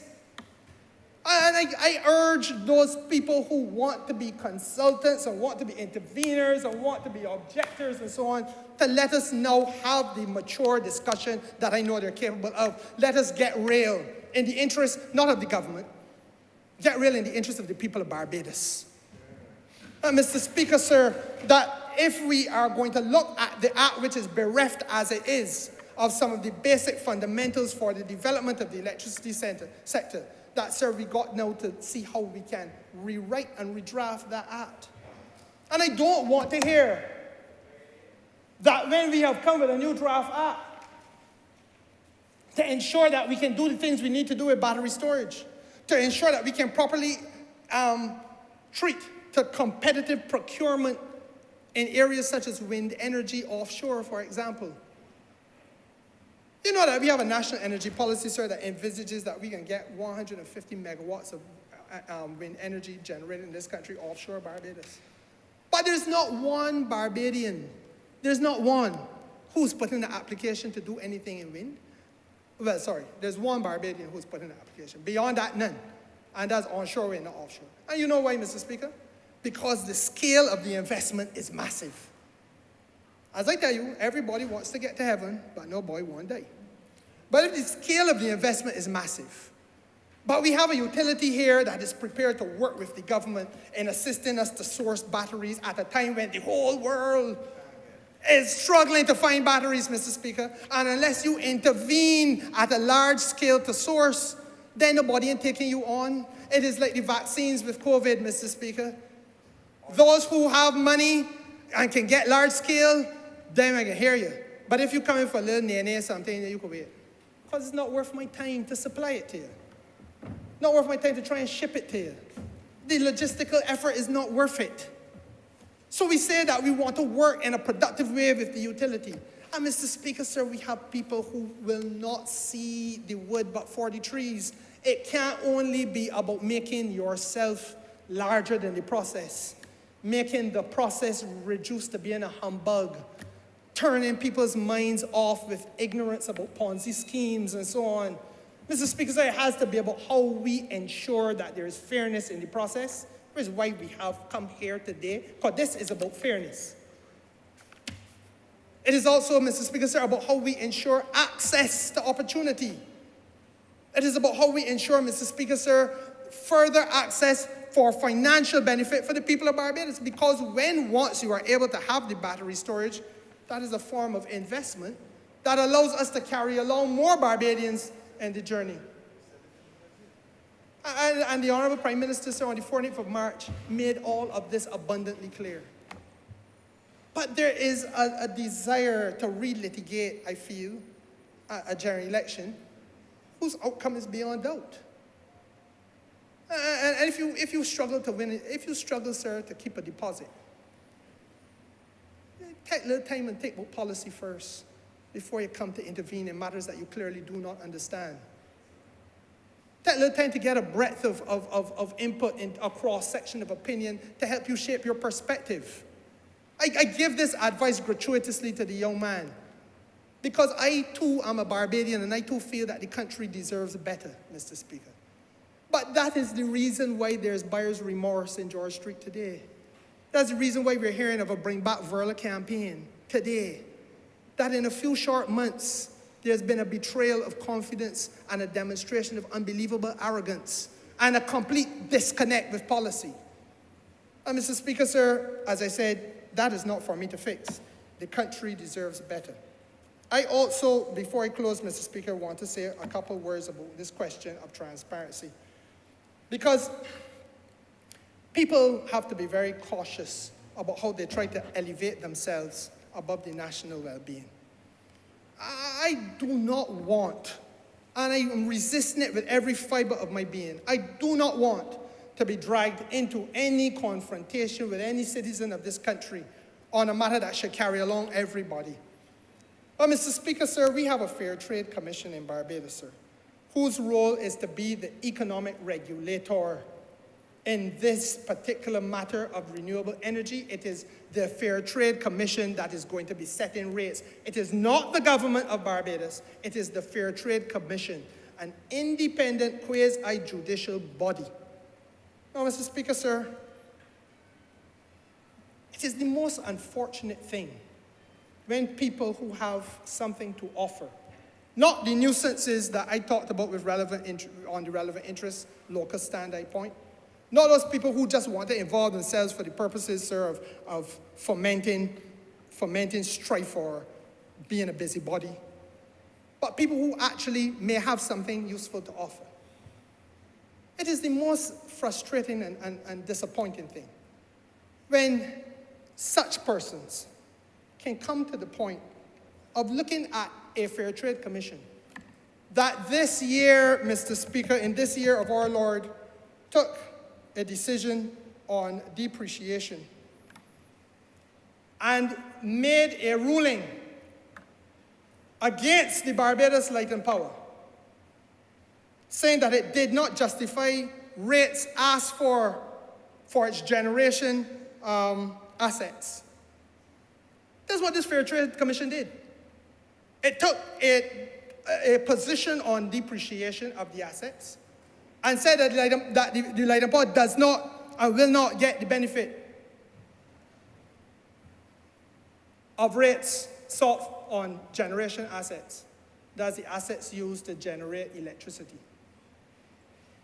And Mr. Speaker, sir, that same Fair Trade Commission is then looked at and ridiculed and urged that all of them should step down because one member worked with a company that 6 years ago worked with a subsidiary of Emera. You understand what I'm telling you, Mr. Speaker? There is no tribunal in this world. There's no case I could think of having heard cases, seen, read for the last 20-something years of my life that you're going to ask a whole tribunal to remove themselves from a process and see themselves collectively as being tainted because one member worked at one time for a company, Mr. Speaker, that did a case 6 years ago that was related to a subsidiary of the entity that is before you. Well, how on a small island could we ever decide anything? And if we're going to come to the point where we are so motivated and actuated by self-interest, and I believe, sir, malice, that you cannot see how you will be frustrating the growth and the development of a whole country by these acts of almost prepubescent immaturity, then, Mr. Speaker, sir, woe betide you. And unless we bridle it, woe betide all of us. As I said, I do not want from this place or from any other to be dragged into any unseemly quarrel with any Barbadian citizen who wants to intervene or object. But I beg that people now participate in a process that we've come here to facilitate. There's no objector or intervener who can, after today, say that this government stood in their way because this government has empowered them in a way that was never done in the structure of this process since 2013 on the day that they sent home the 3,000 people and rushed to put this through Parliament to obfuscate the blow to the public. So we come and we correct mistakes of the past, as we have had to do almost every week that we've been a government for the last 4 years. And Mr. Speaker, sir, I haven't come here and now done that. I am inviting constructive engagement. I will be the first person at the table if we wish to have constructive engagement as to how we can make this sector work better in the interest of the people. But as you're going to be objecting, Mr. Speaker, and coming talking foolishness that seeks to put a barrier between the ability of the working class people in Fitz Village to access solar photovoltaics on their roof so that their home can provide passive income in hard times, so that they can offset the cost of sending the little child to school, offset the cost, Mr. Speaker, sir, of paying the mortgage, offset the cost of all the other bills that have to be paid, then I will be your worst enemy. Because I can't deal with that. I believe, Mr. Speaker, sir, if you're going to engage constructively, then let us engage constructively. But if you have come to make it seem as though this is not a big deal, when the only country on planet Earth that is saying that there is a right to renewable energy for all Barbadian homeowners is this little rock, Mr. Speaker, sir, and you want to sweep that under the carpet as though it never existed, I have a problem with that. Because as I have said at the beginning, this is our opportunity to correct some of the tragedies of the past when sugar in agriculture was making billions of dollars and certain people in this country getting all of the rewards and all of the debt forgiveness and all of the concessions. The working class people that you and I represent, Mr. Speaker, sir, got none. When tourism, sir, replaced it, and all the concessions and all the rewards went into a small pocket or group of pockets in this country, Mr. Speaker, sir, your constituents and mine fix the bed, sweep the room, carry a tray. That's the relationship. This platform of renewable energy gives working class Barbadians an opportunity to become revenue generators, to build a pathway for their family in a way that no lead sector has carried them before in the history of this country. And Mr. Speaker, sir, we as a government will defend it until the bitter end. I want to thank you, sir, for being very patient with me. And I want to ask that this bill be now read a second time. Beg to second that and seek leave to speak again. Honourable Prime Minister. Thank you, Mr. Speaker. I really would not be long at all. But it would be impossible for me to listen to Your mic is on, Honourable Member. Mic is on. Thank you.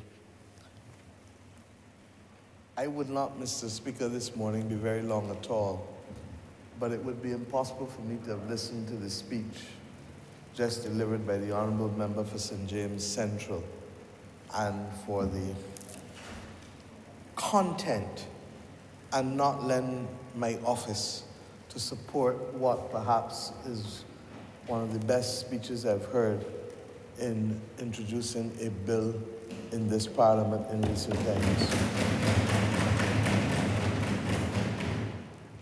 And the ability to break down complex matters for the ordinary man and woman in this country to understand was what we just heard.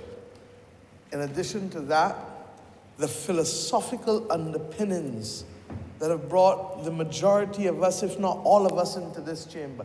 And may I say, almost all of the governments that have led us since independence. Because the ability to create a platform for economic enfranchisement while doing a public good nationally and globally by ensuring that we minimize the use of fossil fuels and that we create the opportunities for Barbadians to benefit from the financial and economic gains that are there is why we were elected.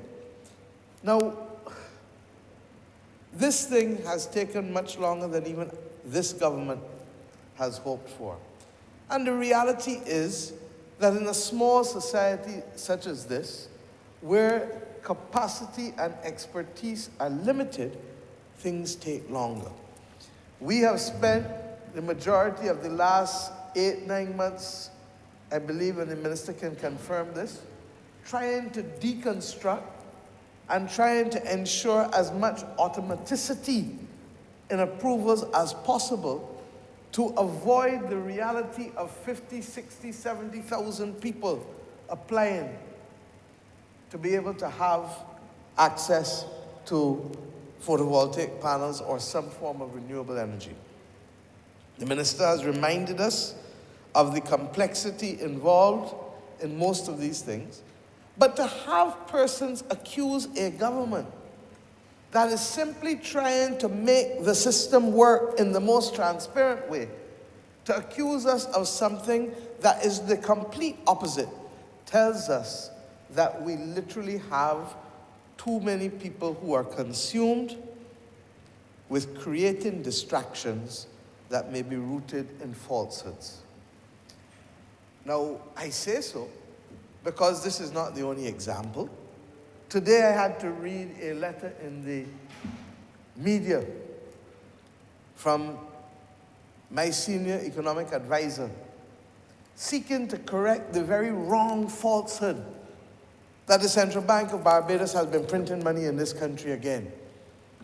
And when you look at what the allegations are, you begin to wonder if there's a planet out there with human life and another country called Barbados, because it can't be this planet Barbados and it can't be what we've been doing.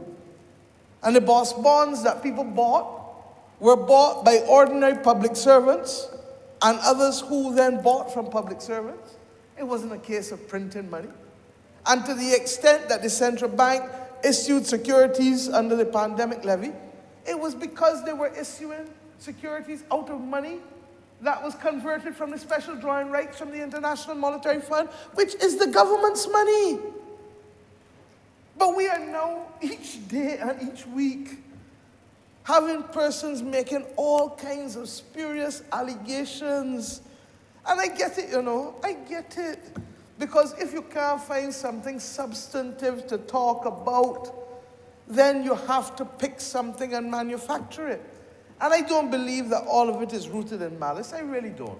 I think that people may be speaking sometimes from a position of not being informed sufficiently or wanting to expose themselves and to pull higher in the tree that they may otherwise reach than they may otherwise reach. And therefore, sometimes they stretch the truth without realizing that the stretching of the truth becomes a falsehood. But I don't accuse them of any malice or any ill intention. And there are things that as a government, we have, and I say it to the members all the time, that when we have the majority that we have an obligation to answer and to repeat and to answer and to repeat, because we have to be able to explain, even if it means that you have to repeat yourself 20 and 30 times to say the same thing. But what we must not ever allow to happen is for a falsehood to take root. And when that falsehood takes root, that is when problems start to emerge. And we see it in the United States of America now. We see it across the world now with so many things. The era of fake news this thing has spoiled us, technology, because it allows anybody to print whatever they want, whenever they want, however they want, and very often with impunity, without any hope of being held back. Mr. Speaker, this government made a bold step that before we decide to allow foreign capital, which will come, to dominate and to suck out all of the space that can be had for persons to be able to make a profit in the area of renewable energy, that we had an obligation first and foremost to our citizens. We get that. And that obligation means that the announcement that I made in the budget in March has to be real. That every owner-occupied house in this country must have the right, if they so desire, to be able to have access to that renewable energy mechanism, photovoltaic panels mainly, in order to be able to allow them to earn from passive income, in order to be able to allow them to better support their families, as you heard from the minister, in order to be able to allow them, in some instances, to enter into enterprises by being able to benefit from the income that comes from that. Similarly, it allows the government at a larger level to put to rest decades of subsidies to a sugar industry that has literally taken out from this country the potential that we would have had to do far more for developing people, because we had to put more than $1 billion in the last 50 years to save a handful of people in a sugar industry that literally was in decline for more than even the 50 years. Mr. Speaker, it also allows us to stabilize some other state-owned enterprises, as we have agreed, ensuring that those things that are national public goods, like transport, when this government in the last term had to raise bus fares that had not been raised for over 3 decades, there was a hue and cry across Barbados, and justifiably so, because people feel it. But at the same time, if we were ever to match the true cost of providing transport with the cost, with what people have to pay, people would be hollering for murder from larboard to starboard, from St. Lucie to St. Philip. And therefore the government finds itself having to continue to subsidize, as it should, access to transport and public transport in this country. But not only to subsidize, we want to subsidize an affordable, reliable, and sound service. And that is why we've invested in the electric vehicles as well, which then puts another imposition upon us to ensure that the charging stations are available across the entire country. Now, Mr. Speaker, we're doing all of these things with limited resources, but we must do them. And what we have said is that we are going to use the opportunity of fighting this climate crisis and building up capacity in renewables to also enfranchise our people. Anybody who doesn't understand that does not understand this government and does not understand why we have come to public life. And nobody or anything is going to remove us from that.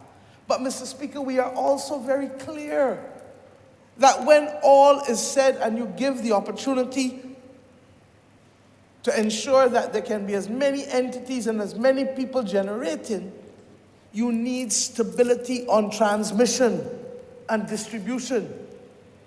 And if you don't have that stability on distribution, then who is going to benefit? And therefore, you have to work with the Barbados Light and Power. I am not going to get into this thing about demonizing them, because without them, as the minister just said, you're going to have serious problems in ensuring equitable access to electricity, because not everybody can afford a microgrid. And even with a microgrid, people have to buy their own battery storage. So let us be very real that this is about balance. Now, I believe that this country is so limited in resources that all who have something to offer ought to come to the table with the Minister of Energy and to be able to have their say, because after 9 years, it is absolutely clear to us that this Electric Light and Power Act needs comprehensive overhaul, and the ministry is setting about to do that, and that there are huge gaps. There are some that we have required us to act and to enter into the process earlier and to do small amendments. But overall, we need an overhaul of this legislation, and it shall come. I want, Mr. Speaker, therefore, to simply say to the country, look, bear with us. This is the most important intervention in the social and economic and political life of this country since independence, in my view. Renewable energy is a game changer for the country, for our companies, but above all else, for our households. But like with everything else in life, we can't do it alone. And therefore, this demonizing of the Barbados Light and Power has regrettably no place in our ability to be able to ensure that there is a win-win for every one of the categories that I just mentioned, from the country to the company to the individual to the labor movement. Indeed, I'm happy that one of the major projects this year is a tripartite project that the minister would have been party to with Barbados National Oil Company, with the Barbados Workers Union in its 80th year, who is at the center of it, and with the Barbados Light and Power, who is representative of the private sector. And I would like to see far more of that type of cooperative partnership across the country, because I really do believe that renewable energy is a game changer for this country. At the same time, I have not hidden my disappointment and I don't say it in a deprecating way, and we recognize that we have to give and find more resources, even if they're outside of the country, in terms of the kind of capacity that from the Fair Trading Commission to the Ministry of Energy needs in order to expedite the processing of the applications to ensure that as many people can start benefiting as possible, and not just those who have benefited from being first mover because they had the capital and they had the opportunities. But we've gone beyond the homeowned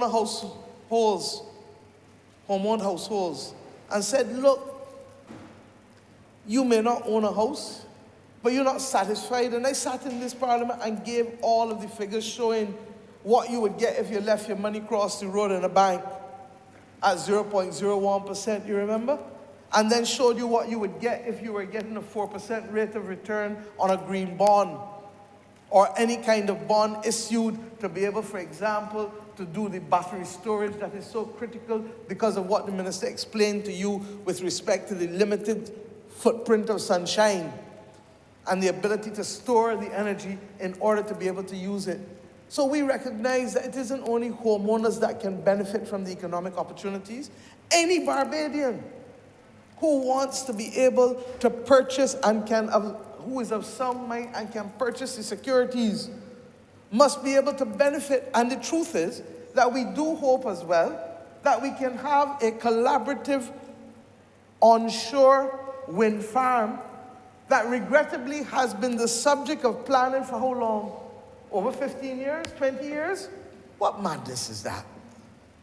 But there is enough room for investment for everybody to get a piece of the action at a far higher rate of return than if they left the money sitting down in a bank in Bridgetown in this country. And Mr. Speaker, I put it this way because sometimes we need to just pause and apply our hearts to wisdom. The minister who just spoke is also the minister who has been charged with the responsibility of bringing financial literacy to the fore in this country. And why? Because don't listen to us to tell you what investment to get.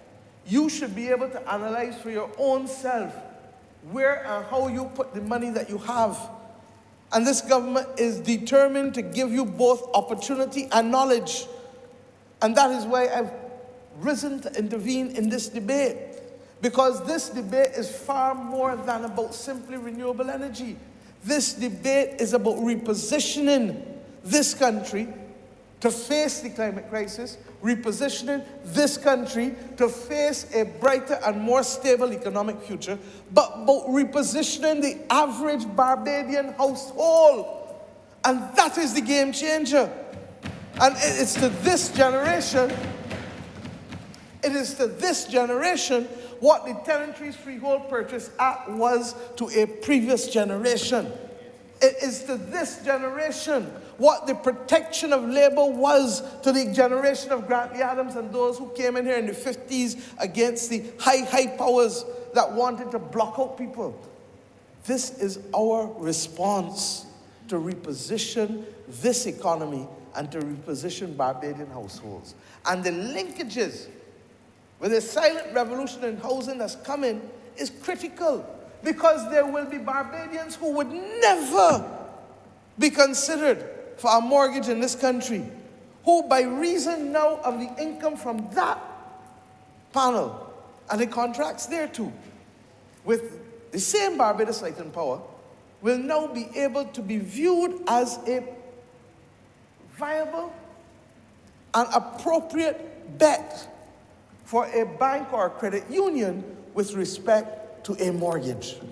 People whose income is volatile, people who don't have anything but an exercise book to show how much money they make last week and last month and last year, and who others might look down on. But when you take that in conjunction with the income that is being securitized from the roof, all of a sudden, even a $400 or $500 a month on an $800 mortgage, and all of a sudden you're looking for $200 or $300 to bridge the gap. That is what the cabinet and the government of Barbados is working on, to ensure that we can put thousands, not hundreds, thousands of Bajans in houses using the unlocking of the renewable energy bounty to be able to make that defining difference to this generation.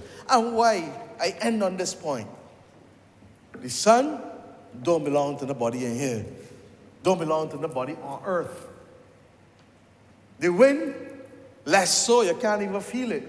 Other than, you can't hold it rather. You can only feel it when it touches you, but you can't hold it. And the water that surrounds us. And we know we got 434 times more water than we got land. If we don't get it, and if we don't come together to make it real and happen for every one of us, then this is a case of us hiding our talents under a bushel. We cannot, my people, we cannot make this exercise more difficult than it ought to be. It is already difficult for us because we do not have the capacity that large countries have. It is already difficult for us because we have limited human resources to do what has to be done. If ever there was a time for Barbadians to pull together to make this revolution in renewable energy happen, it is now.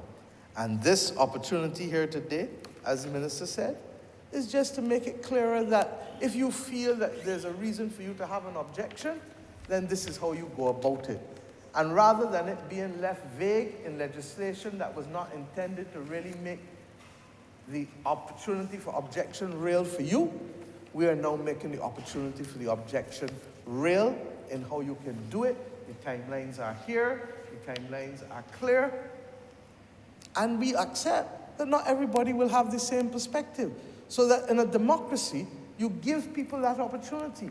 But the rules must be clear as to how it is exercised. If not, it becomes simply an obstacle to prolong and delay the exercise. And that doesn't work for the objector, and it doesn't work for the person whose investment is being objected or whose license is being objected to. So, Mr. Speaker, I commend this to this honorable chamber, and I ask the country, as I said, to work with us and bear with us, because this is a major game changer in the future of this country at all levels. I'm obliged to you.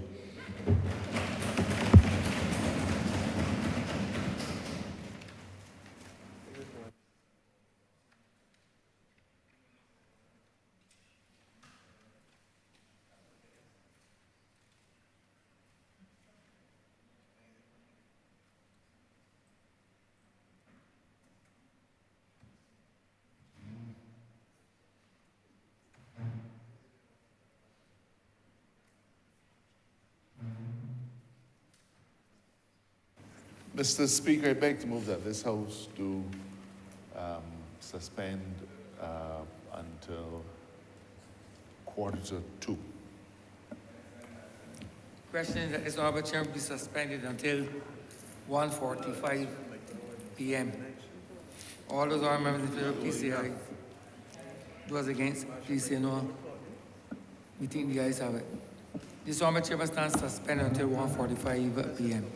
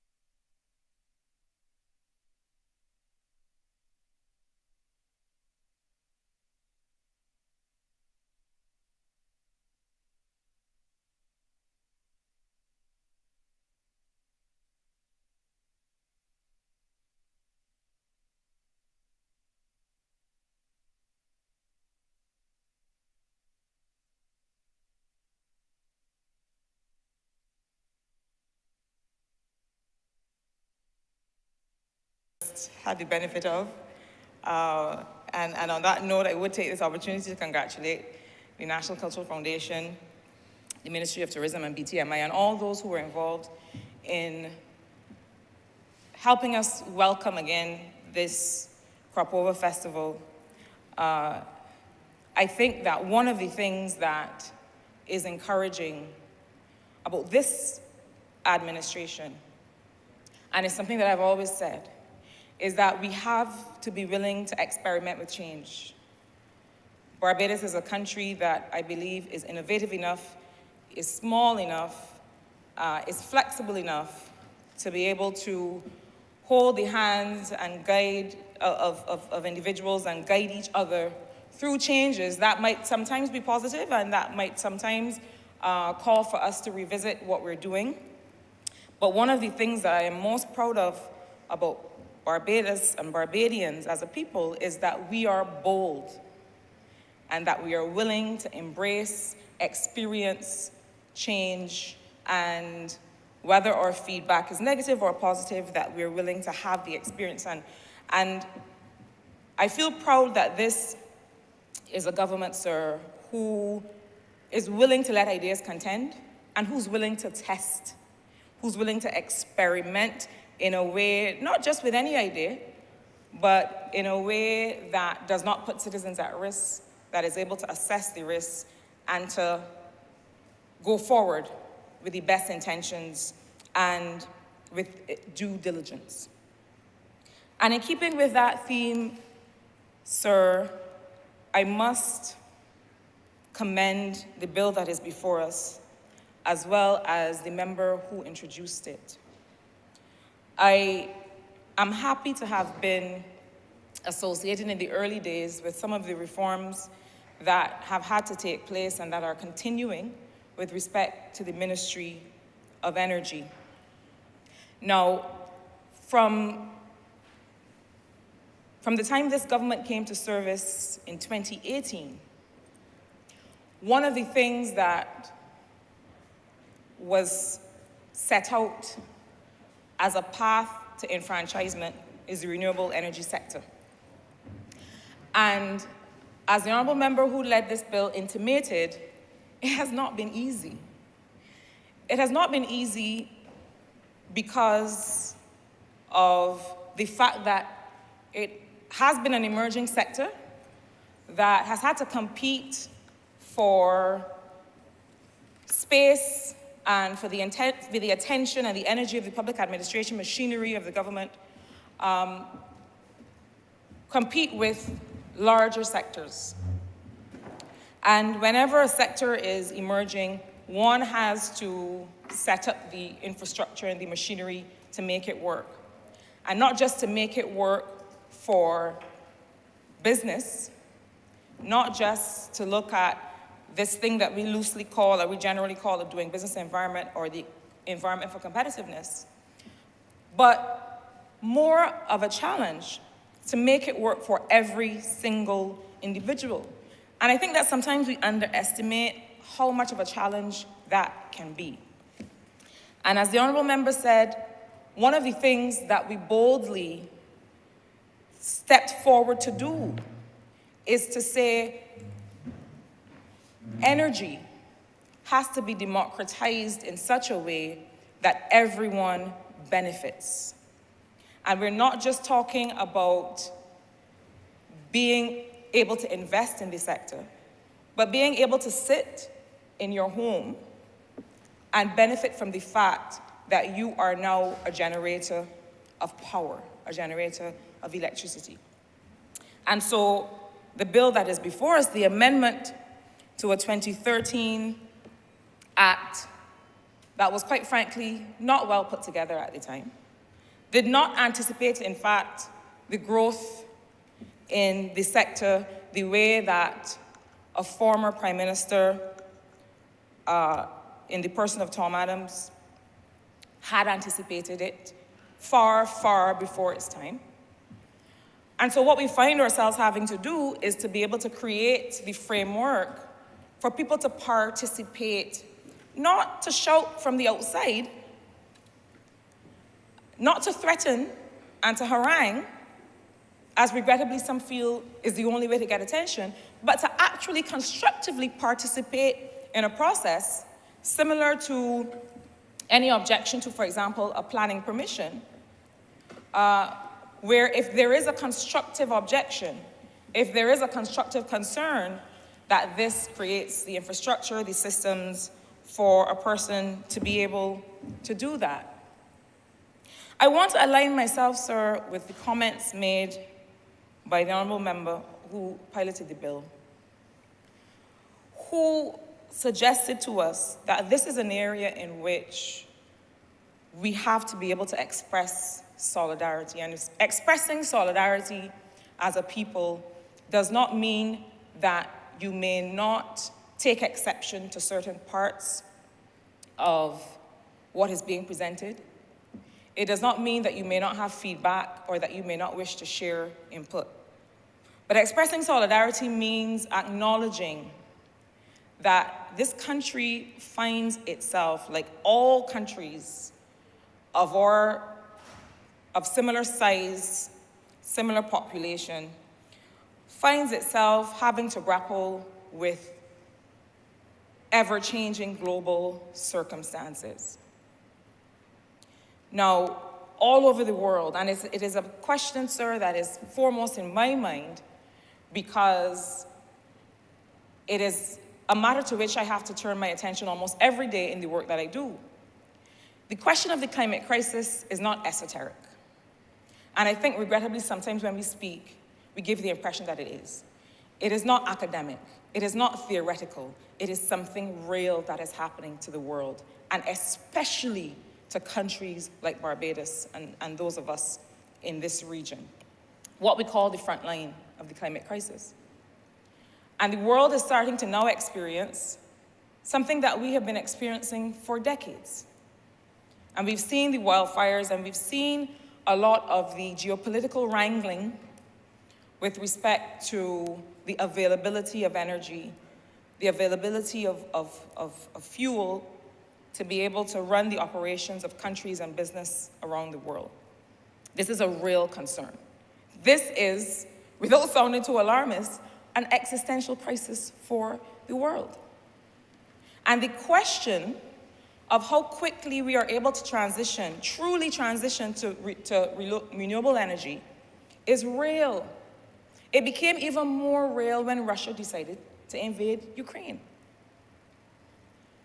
And for countries like ours, and we saw it, as the member said, with respect to the availability of vaccines for the COVID pandemic. And the truth is that we have to be grateful and that we have to be proud that we have a prime minister who is able to command global attention. Because were it not for that capacity to command global attention and to convene global players, we may still have been at the back of the line waiting for COVID vaccines.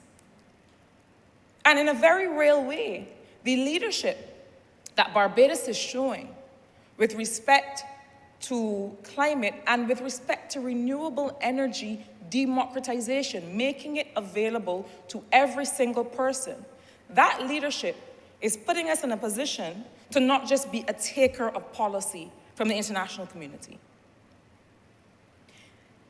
The leadership that we show in saying that this is about people. Sir, over a decade ago now, time is nothing nowadays. Sometimes you forget when things happen. But when I worked with the UN system, the conversation at the time was about energy independence and energy poverty.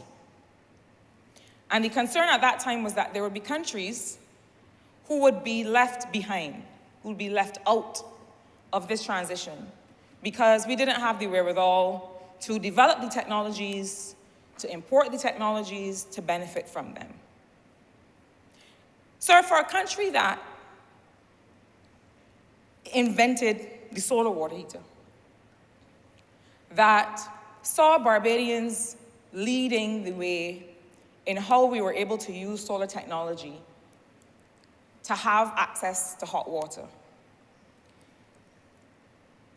It is fitting that we are now able to lead the way in making sure that people can be generators of energy and can benefit and can offset the cost of running a household based on the fact that we benefit from so much sunlight every year. And so this amendment, and I dare say that we may find, as the Honourable Prime Minister mentioned in her intervention, that other amendments are necessary, that other changes to the systems that we use to be able to make energy available to all are necessary. When it comes to battery storage, we have a ways to go. When it comes to making clear to all people what is the process by which this can happen for you, that is ongoing and that is underway. And as I will always return to in this honourable place, we have to make sure that we don't have the systems written down, that we don't only have the systems written down and documented, but that we have them operational so that they actually work for all people. And so I do have to commend this Electric Light and Power Amendment Bill to this House, and to say that this has to be the beginning. I am not one of those who suggests that we should discard, as a productive sector, tourism. Because any country that takes the thing it has distinguished itself in excelling in and decides just simply for the purpose of showing that it can, to set it aside, is not serious about development. I do think that in the question of how we are able to diversify our economy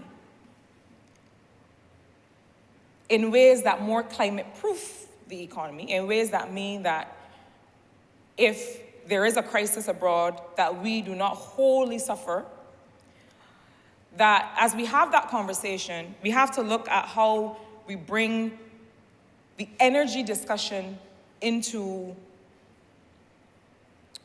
how we integrate it into more sectors.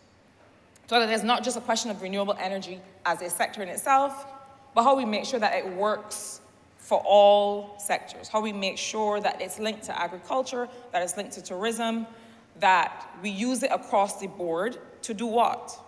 To reduce, for the average person, the cost of providing energy to their day-to-day activities and to their businesses, because ultimately, that has to be what this is about. It is not just about having renewable energy for the sake of it. It is about materially reducing the cost of energy. And one understands that there's several factors that go into that, but that the more we can get to a reliance on renewable energy as against a reliance on fossil fuels, that we're closer to having that problem solved.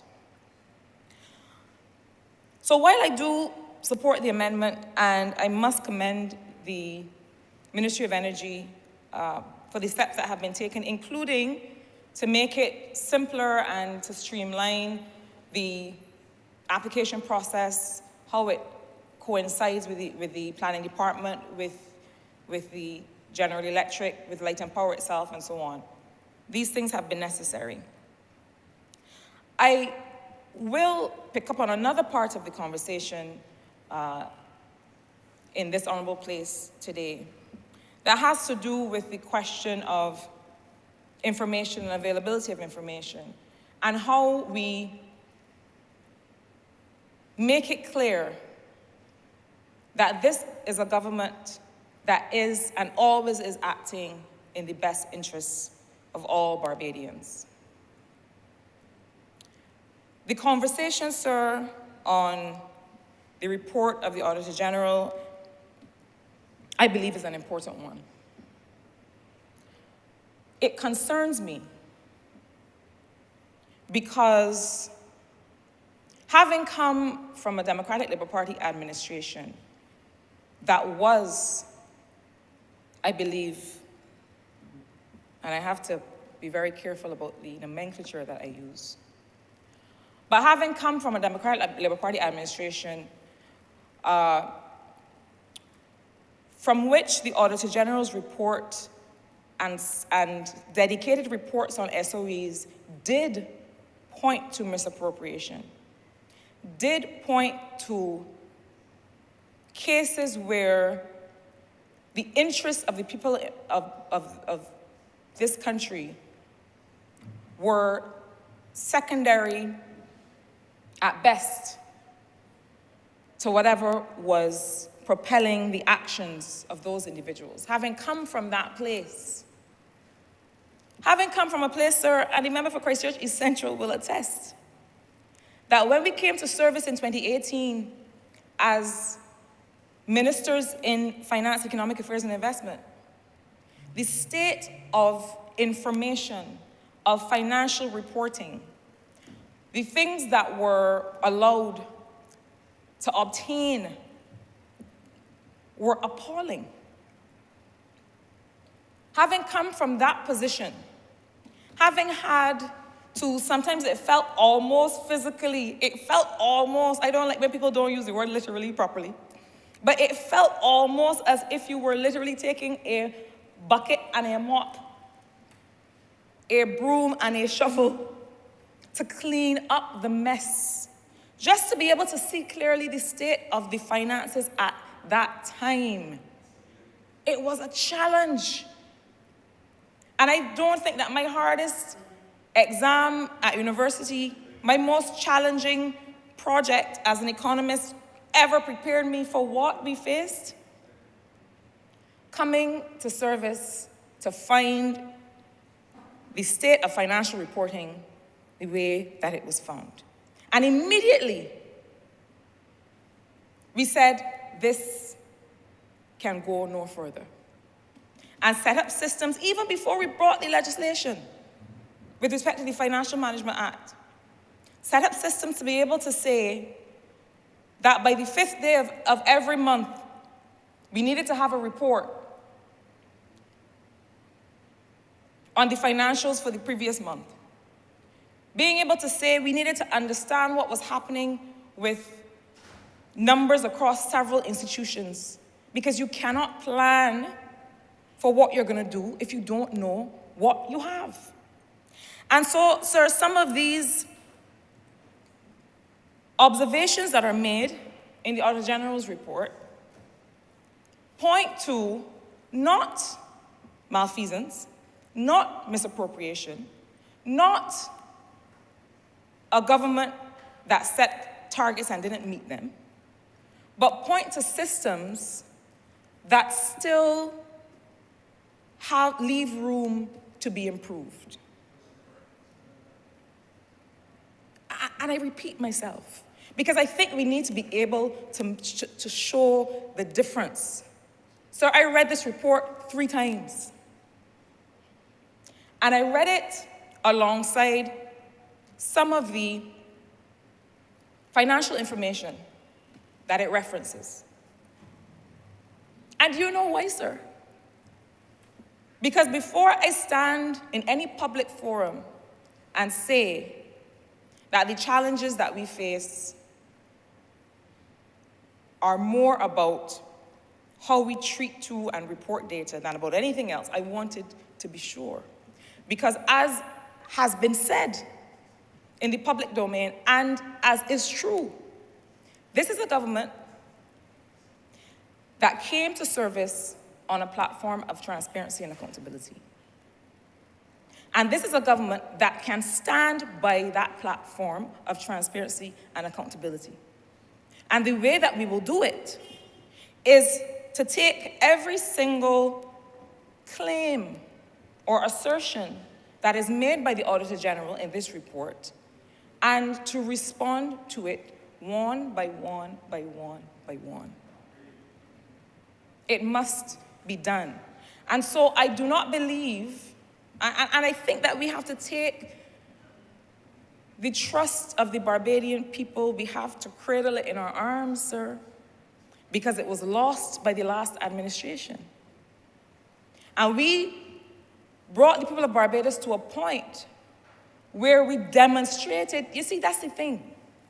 You can know something in your heart and in your soul, but if you don't demonstrate it, nobody else is going to know.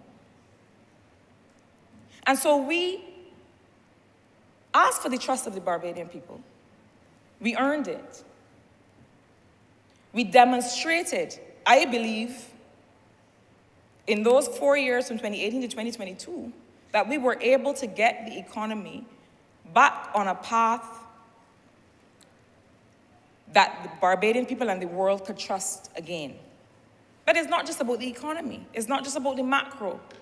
We also demonstrated, through measures like the one before us here today, that we would not preside over a plan for growth that did not put people at the center. And that is what this measure is about. But I will tell you what is worrying me, sir. And it is that we can't just know for ourselves that we are doing right by the people of Barbados. We have to show. And if we allow a report that, to be frank, is simply reporting in the main on poor systems, on the fact that certain reports were not made in time, on the fact that IT systems have gaps, need to be strengthened. When I review this, this is what I see. And so this government must, one by one, claim by claim, assertion by assertion, come to the people of Barbados and say, this is what obtained in this circumstance. This is the reform that we are implementing to address this. And this is the timeline by which we believe that you will see an improvement. That is the conversation that we have to have.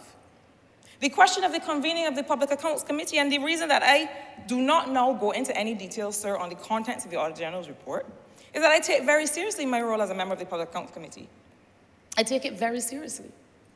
And I would not wish to prejudice any of those conversations that we are yet to have about this report or any other report, because I think that we have to maintain the integrity of that committee. I also happen to think that the person who presides over such a committee should be an elected member. The notion that someone who was not elected by any Barbadian person should preside over a critical process of accountability is one that does not sit well with me. I have high expectations, sir, of the constitutional reform process because I believe in the will of the people. I believe in the democratic process. And I believe that when Barbadians choose a person to represent them, they are tasking that person with the important business of making sure that their interests are protected. That is what the Public Accounts Committee is about. And I think it is easy to come and play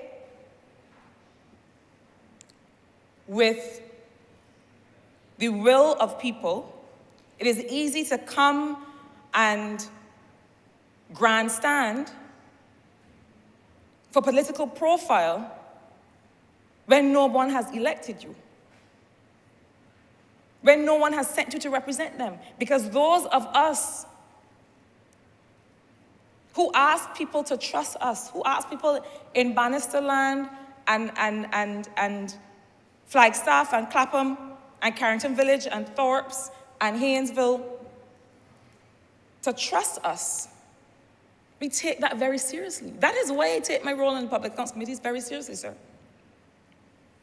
Because every time I receive evidence, I hear evidence from someone, I am thinking about the people who are paying taxes in this country every day, the people who are depending on the services of government, who may not receive them in a timely way or receive them at all, if we do not manage the people's resources properly. So I take that very seriously. And I believe that we have to make a demarcation between the functions of governance that must be executed by elected individuals and the others that perhaps need not. But that may be a conversation for another day. That being said, I believe that we have to move with expediency, sir, to settle the business of the Public Accounts Committee, to say how it will be constituted, given that we find ourselves in a position of having no leader of the opposition, and getting on with the business of reviewing the report. But beyond that, I am challenging us, the government, to once and for all address the assertions, because the narrative that is out there that has already left these shores, that has already left this region, and that has already left this hemisphere is that an absence of response to a report of this nature suggests something other than what we know is the truth. And so I firmly believe, and I also believe that the process for considering this report also has to be reformed. I am advised that ministries and departments and agencies must respond. But I believe that apart from the individual responses from those ministries and agencies that might feel unfared by some of the assertions of the report, and so might hurriedly come to correct them, that we need to have a consolidated, constructive response to a report that really points out some issues with systems of governance and data. And that fails, in my estimation, to point out any wrongdoing. To the extent that it does, that it might theoretically is the purview of the Public Accounts Committee. But what, sir, bothers me, and this is in keeping with the contribution of the member for St. James Central, what bothers me, as someone who sat on this front bench for just under 4 years, is that a government that has done as much as this government has done, including reforms such as this, to clean up the shoddy work and the poor economic management of the last government, a government that has done as much as this one has done to bring Barbadian people into this circle of empowerment, a government that has done as much as this one has done to show the world that Barbados is a place and a jurisdiction that they can trust, cannot afford to be silent on a report that only looks at administrative gaps in a system. This government has done too much to leave that much unsaid.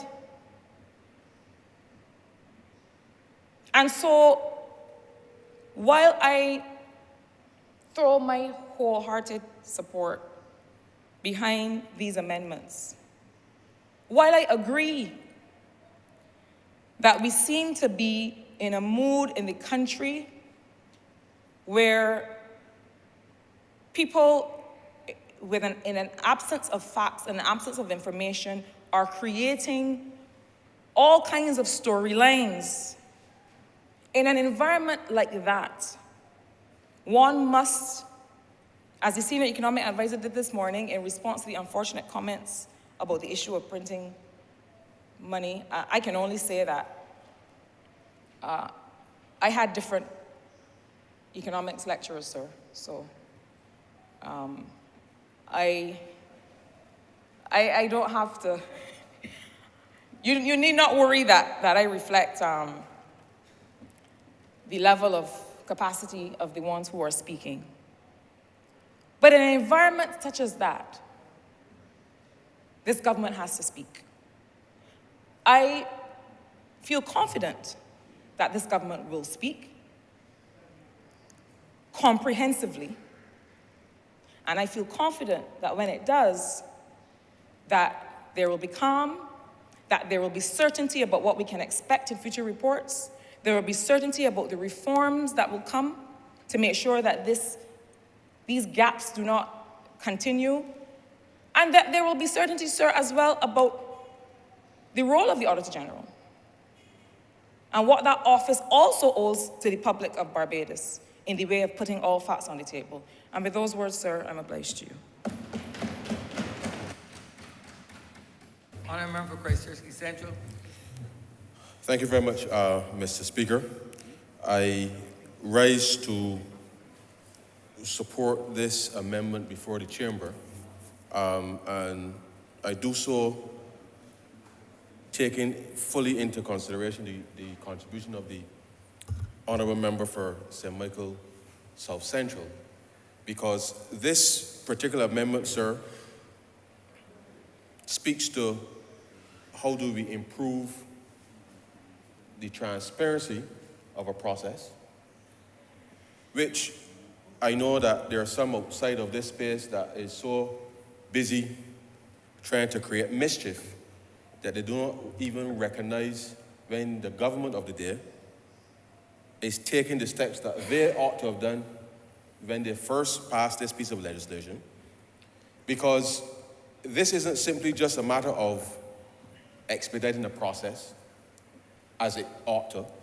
Because as you know, sir, whilst we come here in this place to create a legislative framework upon which policy obviously will be implemented, one always has to be very mindful as to the impact that it has, certainly whether directly or indirectly, sir, on the population. And therefore, from our perspective as a government, having come to office as the Honourable Member for St. Michael South Central just clearly articulated, we found a process, and the Honourable Member that piloted the debate this morning outlined very clearly for you, sir, what he experienced. We found a process that was riddled effectively, sir, with uncertainty, rendering, in a sense, a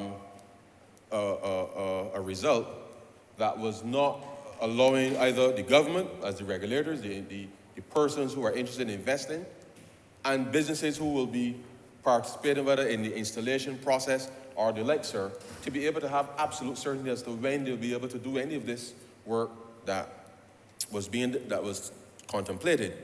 But I think, sir, more importantly, when things did happen, nobody was sure as to exactly how it happened. And I think that this process, as outlined in this amendment, I give my absolute support to, because at the end of the day, sir, if I make an application for a project to execute renewable energy, I know that within a certain time, depending on what is required of me to be presented, I will get a yes or no on the basis of whatever it is that has been presented to the Ministry of Energy. And therefore, this amendment today, sir, not just, as I said, improves the facilitation aspect with respect to getting the decision, but the process then becomes much more transparent, because what was present before, nobody knew when what was supposed to happen, how it was supposed to happen, the timelines within which it was supposed to happen. And therefore, it was not conducive to a healthy, to the healthy conduct of business, and can often point, sir, to things being favored within the context of the ministry because of the absence of a process to be able to deliver that. And I think that as we go about the recovery. And I want to indicate to Barbadians and remind them, sir, that in this very parliament, in March, when the Prime Minister delivered her budgetary proposals, she outlined very clearly that for residential properties that are owner-occupied, sir, that we will give the right to be able to have access to renewable energy and ensure that there's no need for a license fee to be able to participate in this.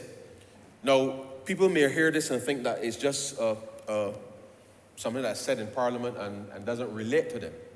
But our reality is, sir, is that in order for us to be able to ensure that we can build a much more resilient Barbados, I'm going to take the opportunity, sir, to share some details with you, because this is so critical right now. And in the context of being able to do quite a number of things. But more importantly, from a national perspective, particularly given that every day now, sir, there are articles being published and written, whether in relation to how high gas prices may be in Barbados, sir, and that is indeed true. I remind the public that when you compare international prices, sir, without understanding that what we offer here in this country by way of public services, sir, is perhaps the widest range of public services that any citizen in this country can access, even in spite, sir, of 2 years of a significant pandemic. Absolutely true. That you can't say the same for the countries on the other list with respect to how we're being compared. And I accept, sir, that it is something that we all have to face. But in the context of this bill, and I want to share with the Chamber, I don't yet have the numbers available for me for the end of July, but at the next opportunity I will share them, sir. But just for the benefit of the Chamber, sir, between January and June of this year, sir, we spent $634.3 million, sir, importing fuel. $634.3 million, sir. Now, if we compare that, sir, to 2019, and I'm using 2019, sir, simply because that is the last normal year of economic activity that we can all reasonably agree that 2019 was a normal year, and I would like to believe that those who are outside this chamber would also agree that 2019 was a normal year, sir. We spent $384.6 million, sir, in fuel for the same period, January to June. That basically means, sir, that we spent $250 million more in the first 6 months of this year importing fuel because of the price, sir. And therefore, in the context of what we're discussing here as a debate, I would rather that we had spent that $250 million, sir, putting up solar panels and wind turbines all over Barbados, sir. But the reason that we've had to come here, sir, to do this is to facilitate a smoother implementation process, to allow for the acceleration of the implementation of the renewable energy sector, sir, to take root. Because the faster that we can do that, sir, it means that we no longer have to spend the amount of money on fuel in the way that we are doing to generate electricity. And I accept, sir, that there are other elements which we have to address. And the truth is, sir, we have started with the electrification of our fleet, certainly at the Transport Board. Just 2 days ago, sir, I met with some entities looking at how we will be able to access funding to do some quite innovative things. And the government, sir, continues to work to make sure that we can complete some of the things that we said that we will do. And I will make some reference, sir, in a moment. But we met 2 days ago to ensure that we can devise a specific plan, sir, for how we will finance the transition, if you like, sir, the conversion process with respect to the Transport Board being able to do more of the conversion of the existing fleet, sir. You may recall, sir, that there was a local company that took one of the buses from the Transport Board, sir, it was probably about, what, 18 years or so old bus, sir, and completely stripped it down and converted it to electricity, to electric bus, sir. And therefore, what we are looking to do now, sir, is see how we can engage to get some specific funding to be able to help not just with the transport board, sir, but the other service providers across the island, because we accept, sir, that we can't only purchase buses overseas as part of the strategy, but we have to ensure that we can create new industry, new jobs, and to be able, sir, to help build out and build more resilience right here in this country. But these things can only happen, sir, because the government that the people elected, sir, is working to pull the players to the table, to crunch the numbers, to make sure that these things can happen. And the reality is, sir, that the framework within which we now have to make sure that this happens, this particular amendment before the chamber, sir, is going to be critical, because it is not just the conversion of buses, but certainly whether it is converting the regular vehicles or passenger vehicles, whether to biodiesel or other fuels, because we cannot, sir, it is not sustainable to every few years, whenever there's a crisis, there's a shortage of, well, let's say shortage, it's not so much as a shortage.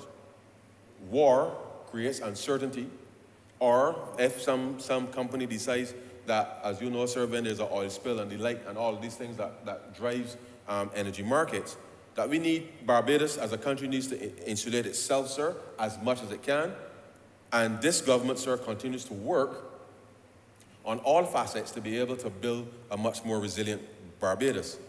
But we want to do these things, sir, and ensure that we give Barbadians the opportunity to make, whether it's a small investment, a large investment, a medium investment, into these opportunities, sir, because nobody in Barbados should be able to say with any truth that they did not want either get the access to the information or the opportunity to be able to help put a few dollars, sir, into a program that will yield in real dividends for the country, and in a sense, sir, help to drive and build out a new sector which we fully support and are on board with, and therefore that is what we are intended to do.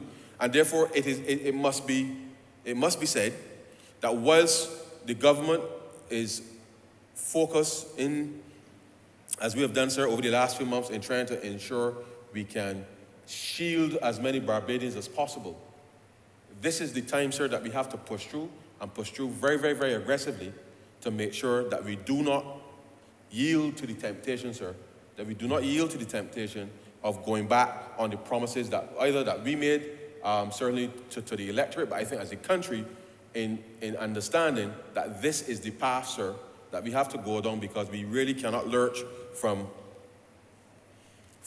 external shock to external shock and then be exposed in this way. Now, the Honourable Member for St. Michael South Central spoke to, and permit me, sir, to the Auditor General's report. And I will say this, sir, in the context that the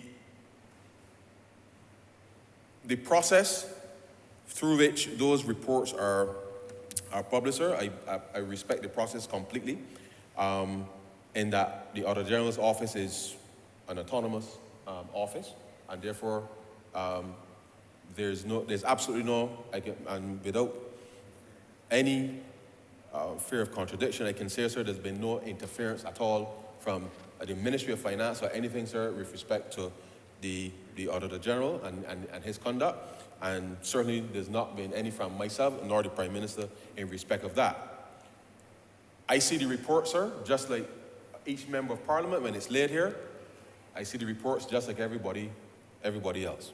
I've read the report, sir, and we indicated, sir, that we will go through department by department in order to make sure that we understand fully what are some of the reasons why some of the the accounting standards have not been met, given that these are the things that are required under the public sector accounting standards.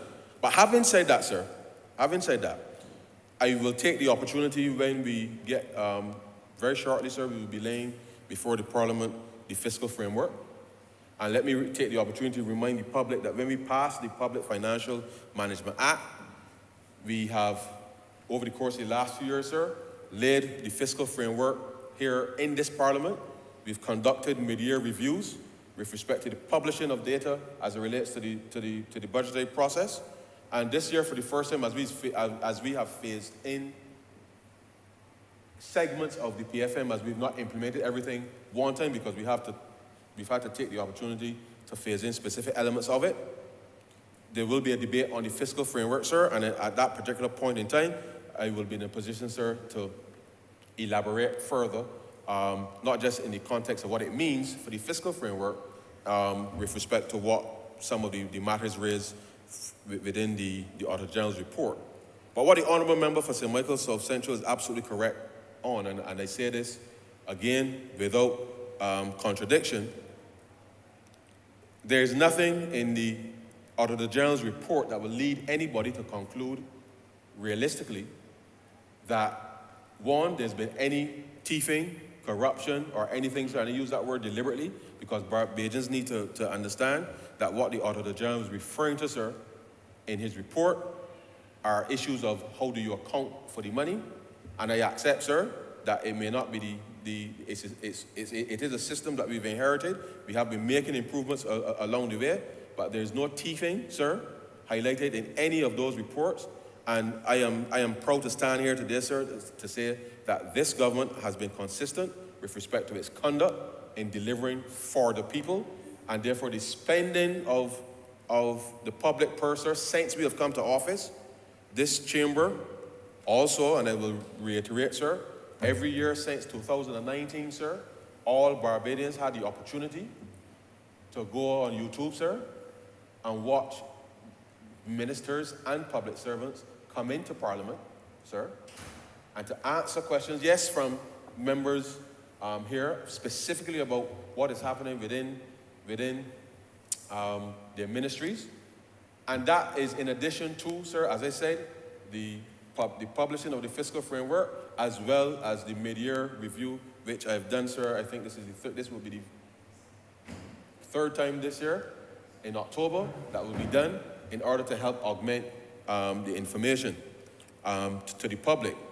But let me also say, sir, that you would recall that the Honourable Prime Minister, as required by the Public Finance Management Act, this year, for the first time, there was the publication of the pre-election report, which was required, sir, as part of the Public Finance Management Act, which was the first time in the history of any country, sir, sorry, in the history of Barbados, and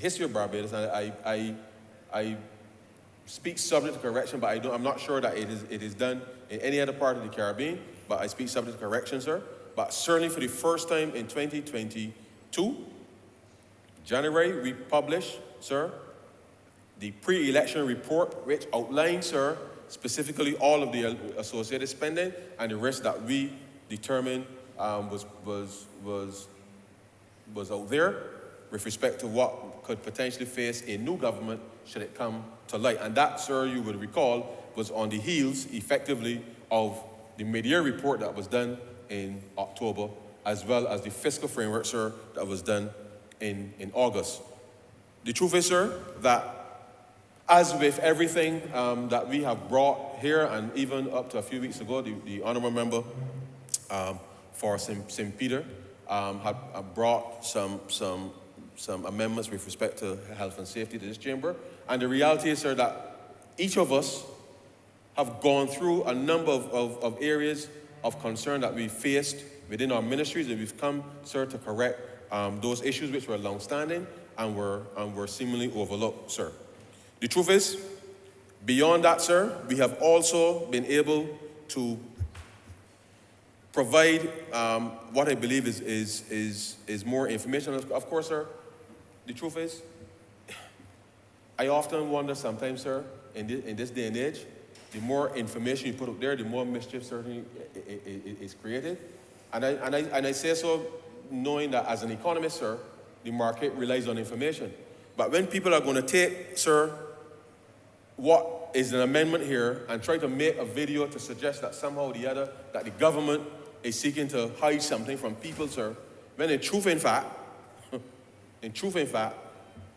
This process, as being articulated here today, sir, gives certainty, sir, to the applicants, those persons who may be impacted, sir, with respect to any applications for renewable energy or anything to express their concerns. And it gives certainty, sir, with respect to the process, and it holds certainly the ministry and by the minister to account with respect to the timelines for responses, so that people can make business decisions, sir, or whether people who have concerns will be able to have those concerns addressed before anything is moved forward, sir. And that, to me, sir, is the kind of process that I believe, sir, that Barbadians would feel comfortable with, given what obtained before. And therefore, I support, sir, this bill, as I said, for many reasons. We have to move forward, sir, as quickly as we can, because we can't afford, sir, really, to continue to spend at this rate, sir. It will be probably just over $500 million dollars compared to last year, to 2019, sorry. More this year, and that's perhaps.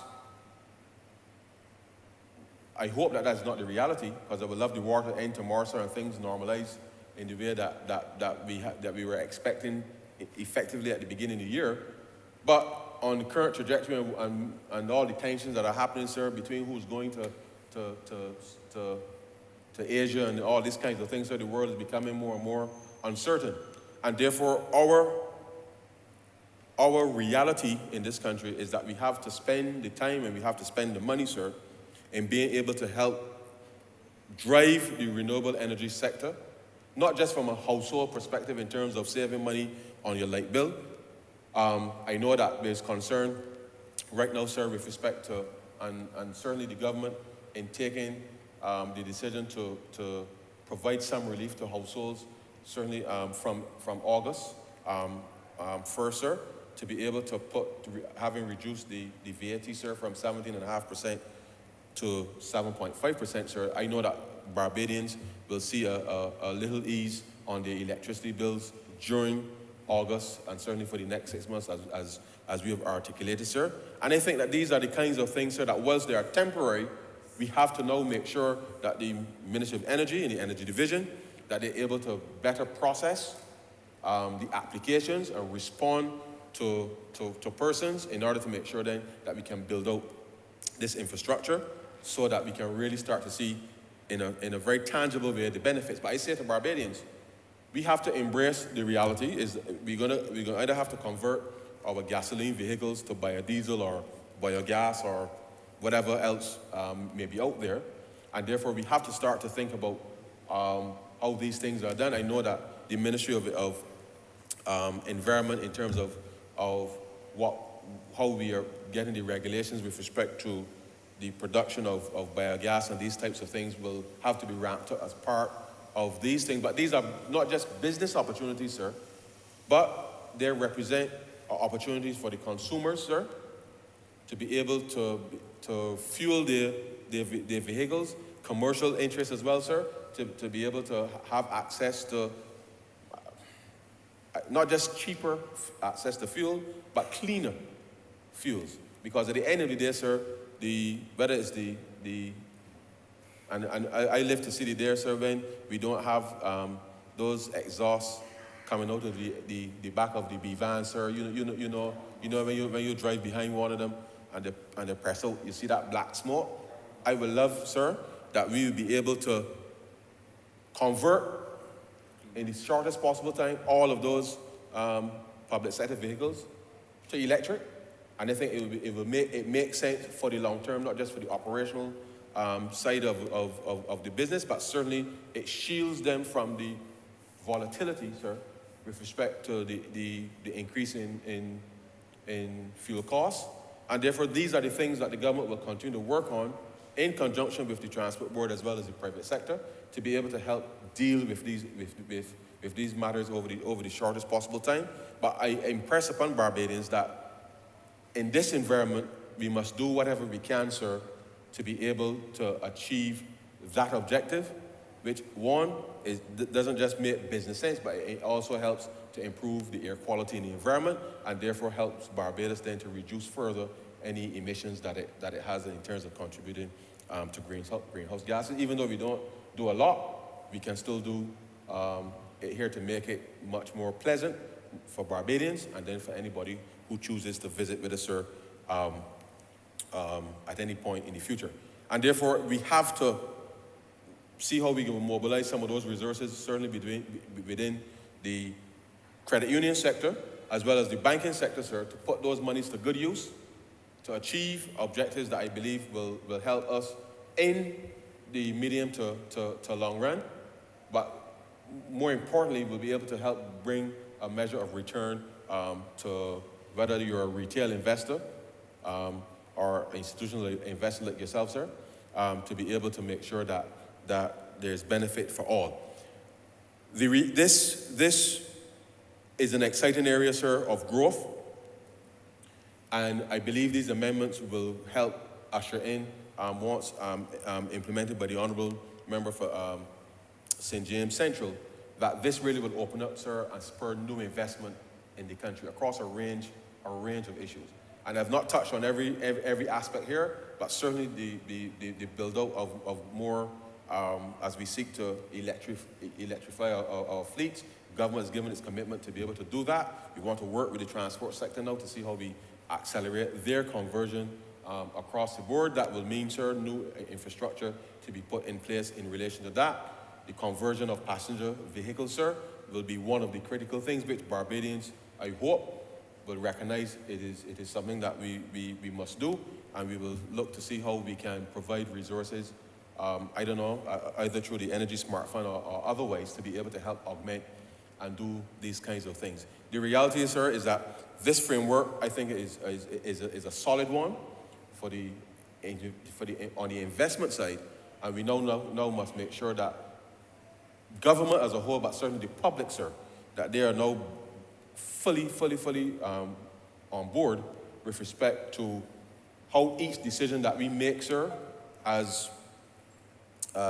individual consumers now, will have an impact with respect to running costs, either of our homes, our vehicles, how we move around the country, sir, is going to be important.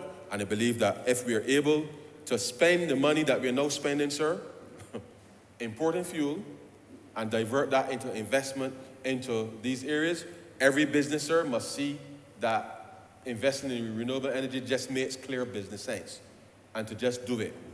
That every household, sir, that they have the opportunity to be able to take advantage of that where appropriate, and just do it, so that the sustainability of Barbados, the growth that we will expect with respect to the build-out of these industries, will be able to help us then, sir, not just be resilient at the household or community level, but I think it feeds naturally into how we will have a much more inclusive recovery, therefore then, sir, helping us to have a much more sustainable macro situation. And so, sir, with those very few words, I'm obliged to you, sorry.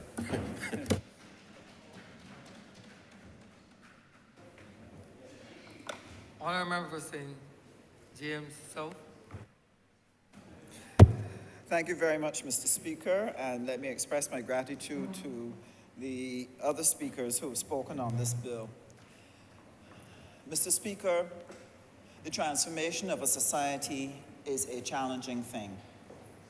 When you are changing, as was shared earlier by the Honourable Member for St. James Central, a society that started out as a slave society, a society that went through colonialism, and has gone through varying forms and trying to transform itself as it seeks to march to a place where you are able to so democratize your economy that whosoever will, big and small, can participate and have the hope within that they can become creators of wealth and that they can leave a legacy for the next generation to be able to build on that wealth and to safeguard the dreams of their families.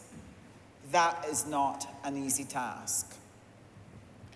And this government has undertaken wide-ranging initiatives to seek to make the changes at the economic level that will allow for the greater and better participation of the average Barbadian in whatever wealth there is to be experienced in the Barbadian economy. Mr. Speaker, one of the things that I think is a challenge to many governments, it is not just finding the resources to put initiatives in place. It is also about changing the mindset of the people to engage those new changes. Everybody may want a better life, but everybody may not want to do what is necessary or what it takes to be able to participate in that better life. And so bringing your people along with the initiatives and to engage the initiatives which you are putting on the ground is going to be very, very important. Educating them and helping them to understand what needs to be different and why is important. That is why it is so unfortunate that when you are seeking to bring these initiatives, that you have those in society who try to make hay of those initiatives, who try to sometimes confuse the public about what is being done in their name and for them. But this government has been very deliberate about how it has approached the issue of the democratization of the energy to allow the participation of the average Barbadian in what will be a game changer. For me personally, Mr. Speaker, I am very excited. I could not wait for us to get to this stage. So much so that I've already started sessions with my constituents in relation to understanding how the energy sector can make a difference to them and to their families. But Mr. Speaker, one of the difficulties we have is helping the average Barbadian to understand that a salary is insufficient to bring you into wealth, that we now have to educate the average Barbadian about the importance of building assets, of investing, of taking a risk, taking calculated risk. And part of the smart energy opportunities requires that our people are able to take a risk. Even if that one small risk is actually purchasing those photovoltaics and putting it on their house.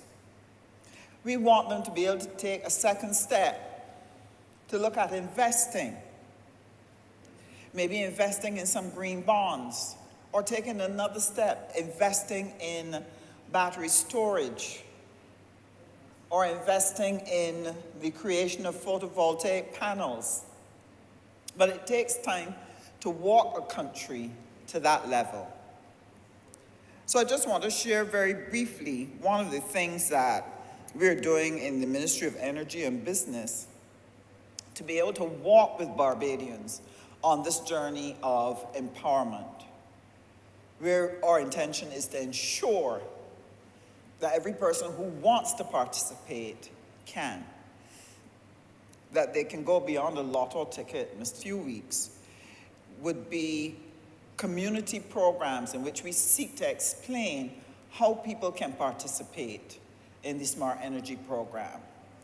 And what we're hoping to offer them is, one, understanding about the technology and how it can be implemented in their homes, provide them with an opportunity to get an assessment, for example, of their current house as to how much it can carry and what it could possibly earn for them. Make available to them as much information as we have on. Honourable Member St. Joseph. Mr. Speaker, with that, we've come to the end of government business for today. I beg, therefore, to move the adjournment of Parliament until Tuesday 9th of August at 10 a.m. Tuesday, 9th August at 10 a.m. question is that this honorable chamber be adjourned until Tuesday, the 9th day of August at 10 a.m. in the forenoon. All those honorable members in favor, please say aye. Those against, please say no. Meeting the ayes have it. This honorable chamber stands adjourned until Tuesday, the 9th day of August at 10 a.m. in the forenoon.